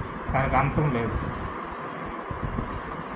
సో నా ఉద్దేశం, ఎవరిని మతాన్ని తిడదామనో, ఎవరిని దేవుడిని తిడదామనో, లేకపోతే ఎవరి దేవుడిని పోడుదామనో ఇంకేదో కాదు, అవేర్నెస్ ఇవ్వడం కోసం ఇవన్నీ చెప్తున్నాను. ఎందుకంటే సమాజం బాగలేదు. అందుకని చెప్పి సమాజం బాగుండి మొదట 2-3 వేల సంవత్సరాల నుంచి లేకపోతే అంతకుముందు నుంచి బాగుండి అన్నీ అర్థవంతమైన విధంగా వస్తూ ఉంటే ఈ గొడవలే ఉండవు అసలు. ఎవరు ఏదైనా ఫాలో అవ్వచ్చు, గుడ్డిగా నమ్మినా ఏమవ్వదు. ఎందుకంటే అంత బాగానే ఉన్నప్పుడు గుడ్డిగా నమ్మినా కూడా ఏమవ్వదు. కానీ సమాజం బాగాలేదు కదా, ఎవరు ఏదైనా చేసేయచ్చు, మోసం చేసేయచ్చు. ఫైనాన్స్ మార్కెట్లో ఎలా మోసం చేసేవాళ్ళు ఉంటారు, అలాగే మతాలు దేవుడి పేరు మీద మోసం చేసేవాళ్ళు చాలామంది ఉంటారు. 3000 సంవత్సరాల క్రితమే ఒకడు మోసం చేయడానికి ఏదో చేసి ఉండొచ్చు, ఒక మతం పెట్టేయచ్చు. లేకపోతే 2000 సంవత్సరాల క్రితమే ఇంకొకటి మోసం చేయొచ్చు, ఇంకేదో ప్రజెషన్. 1000 సంవత్సరాల క్రితం ఇంకొకటి ఏదైనా ప్రజెషన్ మోసం చేయడానికి ట్రై చేయొచ్చు. లేకపోతే దేవుడు నిజంగా ఇచ్చిన టీచింగ్స్ ఇచ్చినా సరే ఒక 1000 సంవత్సరాల క్రితమో లేకపోతే 10,000 సంవత్సరాల క్రితమో దాన్ని తర్వాత వచ్చిన వ్యక్తులు కొన్ని 100 సంవత్సరాల తర్వాత మార్చేయచ్చు. ఏదైనా వాళ్ళకి స్వార్థం కోసం వాళ్ళే కొన్ని టీచింగ్స్ దేవుడి మీద రాసేయచ్చు, ఏదైనా కలిపేయచ్చు అనమాట. దేవుడి మాటలను వక్రీకరించి రాసేయచ్చు, వీళ్ళే కొన్ని సొంత మాటలు రాసేయచ్చు. ఇవన్నీ గుడ్డిగా నమ్మితే సర్వనాశనం అవుతారని మనుషులు.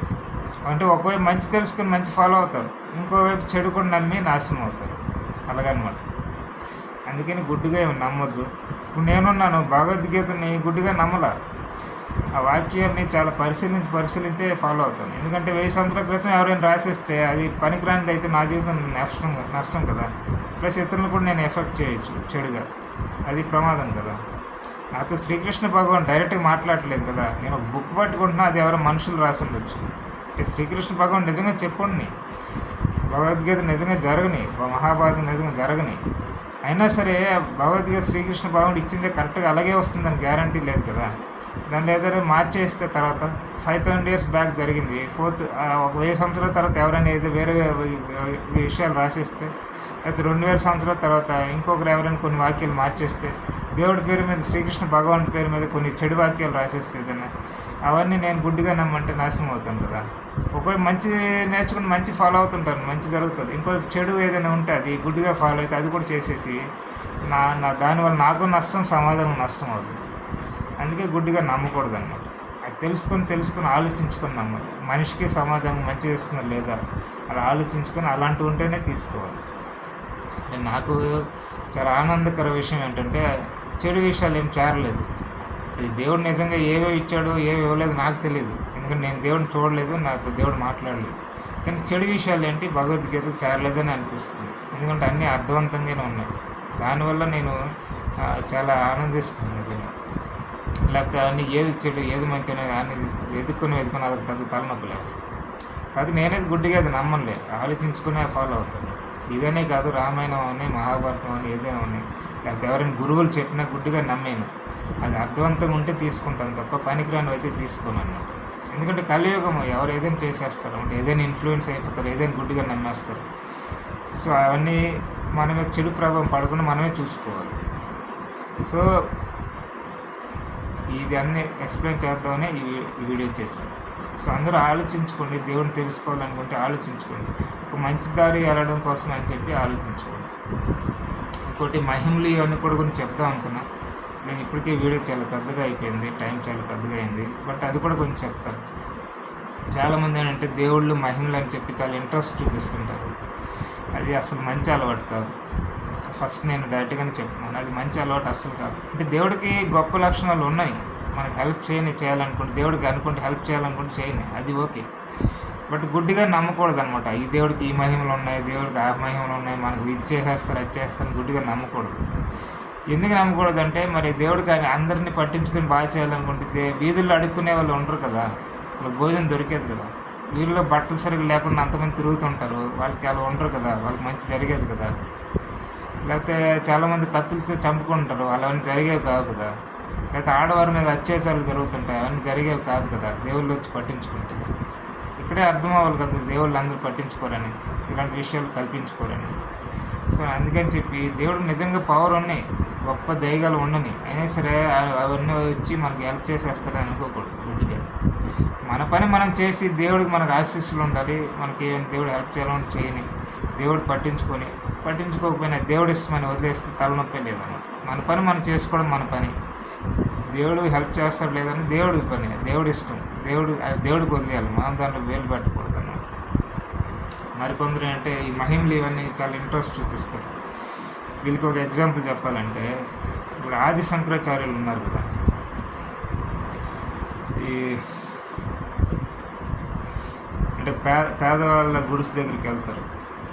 అంటే ఆయన సన్యాసి కాబట్టి ఆయనకి ఏమంటారు, కనకదార స్తోత్రం అని చెప్తారు. అక్కడ ఆ పేదరాలు విసురుకాయ ఇస్తుంది అనమాట. ఎందుకంటే ఇతనికి ఇవ్వడానికి ఏ ఫుడ్ ఆమె దగ్గర ఉండదు, దానివల్ల విసురుకాయ ఏదో ఒకటి ఉంటే అది ఒకటే ఇస్తుంది. ఆమె యొక్క మంచి స్వభావానికి, అంత పేదరికంలో కూడా ఆ మాత్రం ఇచ్చిందని చెప్పి అంత మంచి స్వభావానికి ఆయన ఇది మురిసిపోతారు. కనకదార స్తోత్రం అని చెప్తారు. ఇక్కడ కనకదార అంటే బంగారం విసురుకాయలు కురుస్తాయని. తర్వాత అది కథ ఉంది, కథ అంటే ఉంది, నిజంగా జరిగిందనే నమ్మాలి మనం. ఎందుకంటే శంకరాచార్య గారు మొన్నటి వారే అన్ని అబద్ధాలను కొట్టిపారేయలేం కదా. నిజంగా జరిగింది మనకి తెలియదు, ఆ బుక్లో ఉంది, నమ్ముతారు అనమాట అంతే. సో అది జరిగింది కదా. మరి అదే ఆది శంకరాచార్యులు గారు పేదవాళ్ళందరి దగ్గరికి ఇలా చేసేయచ్చు కదా. ఆయన తలుచుకుంటే అది కనకదార స్తోత్రం చదవగలరు, పేదవాళ్ళందరి దగ్గరికి వెళ్ళి చదివి, లేకపోతే ఒక్క దగ్గర శ్రీలక్ష్మిని ప్రార్థించి ఎక్కువ డబ్బులు ఇచ్చి పేదవాళ్ళందరికీ ఇచ్చేయచ్చు కదా, ఎందుకు ఇవ్వలేదు? ఎందుకంటే స్వామివారికి అతనికి తెలుసు, ఆయన ఆదిగురు, మహాజ్ఞాని ఆయన. అలా చేస్తే మనుషులు సోమరులు అయిపోతారు అన్నమాట. సోమరులు అయిపోతారు. ప్లస్ ఏదైనా ఫ్రీగా వచ్చిన దానికి ఎప్పుడు విలువ ఇవ్వరు, దానికోసం కొట్టుకొని చేస్తారు. ఇంకా దానికి విలువ ఒక నాశనం కూడా చేసుకుంటారు, వాళ్ళ జీవితం కూడా నాశనం అయిపోదు. అందుకనే అతను ఆ పని చేయలేదు. అది కాక ఆయన వచ్చిన పని పేదరికం పోగొట్టాలా, దానికోసం రాలా, జ్ఞానం ఇవ్వడానికి ఆయన వచ్చారు. మనుషుల్లో జ్ఞానం తగ్గిపోయింది, సరిగా అవగాహన లేదు, హిందూ ధర్మం సరైన డైరెక్షన్లో వెళ్ళడం లేదు, రకరకాల శాఖలు ఏర్పడిపోయి అన్నీ సరిగ్గా సరిచేయాలి. ఇంకోవైపు బుద్ధిస్టులు వాళ్ళందరూ కూడా వాళ్ళ వాదనలో వాళ్ళు ఉన్నారు. సో వాళ్ళని ఓడించాల్సిన పరిస్థితి కూడా ఉంది. లేకపోతే కొన్ని వేరే వేరే శాఖలు కూడా వచ్చేస్తాయి, దేవుడు అని చెప్పి ఇష్టం వచ్చినట్లన్నీ వచ్చేస్తాయి. అవన్నీ సరిచేయాల్సిన బాధ్యత కూడా ఉంది. వాళ్ళని ఓడించాలి, మళ్ళీ వైదిక ధర్మం సరిగ్గా పెట్టాలి, దేవుడు అంటే ఏంటి సరిగ్గా ఎక్స్ప్లెయిన్ చేయాలని ఆయన వచ్చి ఆయన పని ఆయన చేసుకుని వెళ్ళిపోయారు. ఆయన చేయాల్సిన పని అది మెయిన్ అని చెప్పి ఆయన చేసి వెళ్ళారు. పేదవాళ్ళందరినీ మంచి చేయాలంటే ఆయన ఒక్కొక్కటి చేయాలి, అన్నీ ఆయనే చేయాలంటే ఎలా? ఇప్పుడు అన్నీ ఒక్కరే వచ్చి అన్నీ మొత్తం చేసేయాలంటే అది కరెక్ట్ కాదు కదా, మనం ఎక్స్పెక్ట్ చేయకూడదు. ఒక అర్థవంతమైన ఇచ్చినప్పుడు అది ఉపయోగించుకుంటే పేదరికం అదే పోతుంది అన్నమాట. పేదరికం పోవడానికి ఎవరో వచ్చి చేయాల్సిన అవసరం లేదు. మనుషులే ఎవరికి వాళ్ళు సరిగ్గా వ్యవస్థలను డెవలప్ చేసుకుని ఎవరికి వాళ్ళు పని చేసుకుంటే అది ఆటోమేటిక్ పేదరికం అదే పోతుంది అన్నమాట. డబ్బులు కూడా ఎవరు ఇంకొకరికి హెల్ప్ చేయాల్సిన అవసరం లేదు, ఎవరికి వాళ్ళే హెల్ప్ చేసుకుంటారన్నమాట. ఆ విధంగా పేదరికం పోగొట్టాలి తప్ప డబ్బులు ఇస్తే పోతుందని కాదు. ఎప్పుడు డబ్బులు ఇస్తే ఆ డబ్బులకు అలవాటు పడి పేదవాళ్ళు ఇంకా ఎక్కువ అయిపోవచ్చు. ఇంకా వాళ్ళు పెళ్ళిళ్ళు చేసుకుని పిల్లల్ని ఎక్కువ కానీ ఇంకా పేదవాళ్ళని పెంచేయచ్చు. సో అలా ఇప్పుడు డబ్బులు ఇస్తే పేదరికం పోతుందని అమాయకం, అది ఎప్పుడు అనుకోకూడదు. అది తాత్కాలికంగా ఉపయోగపడుతుంది అంతే, వాళ్ళకు ఫుడ్ తినడానికి అంతే తప్ప శాశ్వతంగా పరిష్కారం ఎప్పుడు అవ్వదు. శాశ్వత పరిష్కారం ఏంటంటే అందరికీ పని ఇవ్వాలి, జనాభా కంట్రోల్లో ఉంచాలి, ప్లస్ రిసోర్సెస్ సరిగ్గా ఉపయోగించుకోవాలి, గవర్నమెంట్ కూడా సరిగ్గా ఉండాలి. అప్పుడు ఆటోమేటిక్గా పేదరికం పోతుంది అన్నమాట. సో అందుకని మహిమలో ఎందుకు ప్రదర్శించారంటే అది మనుషుల్లో జాగ్రత్త ఉండే స్వభావాన్ని పోగొట్టేస్తుంది. ఫ్రీగా వస్తే దానికి విలువ ఇవ్వరు. ఇప్పుడు ఎవరికైనా దేవుడు వచ్చి అందరికి మసాలా దోశ ఫ్రీగా ఇస్తే వారం రోజుల తర్వాత దేవుడి మీద రెస్పెక్ట్ పోద్ది వీళ్ళకి. దేవుడు ఏంటి మసాలా దోశ బాగాలేదని కూడా తిడతారు చాలామంది. లేకపోతే ఏది పడితే అది దేవుడు అన్నీ ఫ్రీగా ఇస్తే విలువ ఉండదన్నమాట. ఆ వస్తువుకి విలువ ఎవరు కొంచెం ఉపయోగించుకొని పడేస్తారన్నమాట. మళ్ళీ అడుగుతారు దేవుడిని. దేవుడు ఇంకా ఒకసారి ఇస్తే అది కూడా కాసేపు ఉపయోగించుకొని అది పడేసి మళ్ళీ అడుగుతారు. దానికి విలువ ఎవరు అనమాట. ఎవరికి వాళ్ళు కష్టపడి సంపాదించుకుంటే దానికి విలువ ఇస్తారు. ఎందుకంటే వాళ్ళకి ఆ కష్టం విలువ, కష్టపడి ఉంటారు కదా, అది తెలుస్తుంది వాళ్ళకి. ఫ్రీగా వచ్చిన దానికి విలువ ఇవ్వలేరు ఎవరు, ఏ మనిషి అయినా సరే, నేనైనా సరే. మా సాధారణ మనుషులం కదా, మనం అలాగే ఉంటాం.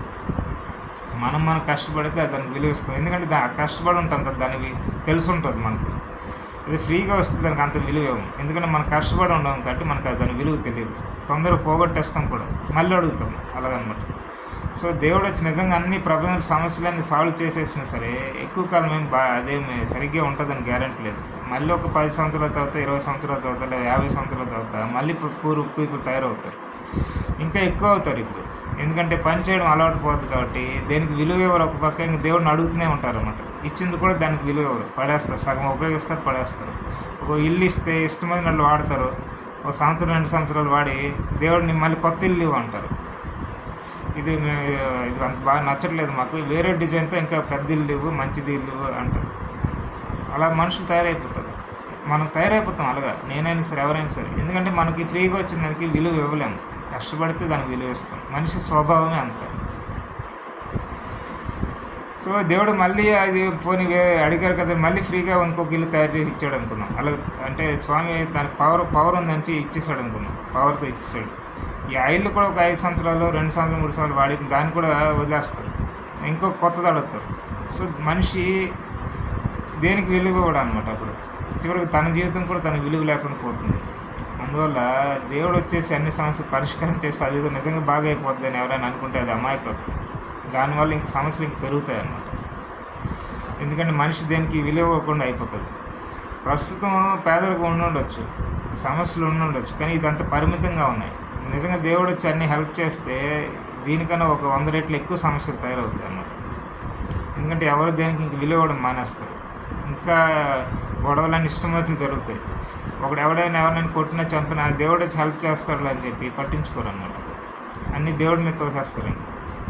సో అందుకని చెప్పి మహిమలు ఇవన్నీ నిజంగా దేవుడు సహాయం చేస్తే అద్భుతమే అయిపోతుందేమో అని చాలామంది భావిస్తుంటారు. ఇదంతా అమాయకత్వం. యాక్చువల్లీ అద్భుతాలు జరగదు, నాశనం ఎక్కువ అవుద్ది నిజంగా దేవుడు వచ్చి హెల్ప్ చేస్తే. ఎందుకంటే మనిషి స్వభావం అంత, ఏదైనా ఫ్రీగా వస్తే దానికి విలువ ఇవ్వలేడు అన్నమాట. తను సరిగ్గా మంచి విషయాలు డెవలప్ చేసుకుని, తను మంచి అలవాట్లు డెవలప్ చేసుకుని, తన జీవితాన్ని సరిదిద్దుకుంటే దాన్ని ఎక్కువ కాపాడుకుంటాడు. ఎందుకంటే దానికి విలువ తెలుస్తుంది. తన జీవితంకి చేసుకున్నా దాని విలువ తెలుస్తుంది. తను ఏదైనా వస్తువు కష్టపడి సంపాదించుకున్నా దాని విలువ తెలుస్తుంది. కాబట్టి దాన్ని సరిగ్గా కాపాడుకుంటాడు. అదే ఫ్రీగా వస్తే దాని విలువను కాపాడుకోలేడు అన్నమాట. అది మనిషి యొక్క నైజం అది. అందుకని అనుకోవద్దు ఎవరు కూడా దేవుడైనా వచ్చి హెల్ప్ చేస్తే ప్రాబ్లం సాల్వ్ అయిపోతారు అనుకోవద్దు. మనుషులే ఎవరికి వాళ్ళు మంచిదారులు వెళ్ళి సాల్వ్ చేసుకోవాలన్నమాట, అంతే. పేదరికం కూడా సాల్వ్ అయిపోద్ది. అందరూ కష్టపడి గవర్నమెంట్ కూడా సపోర్ట్ ఉంటే, జనాభా కంట్రోల్ చేస్తే మెల్లగా పేదరికం కూడా పోతుంది. కానీ అన్ఫార్చునేట్లీ అంతా అది అలాగ అయ్యేటట్లుగా సమాజం లేదు. అది సమస్య.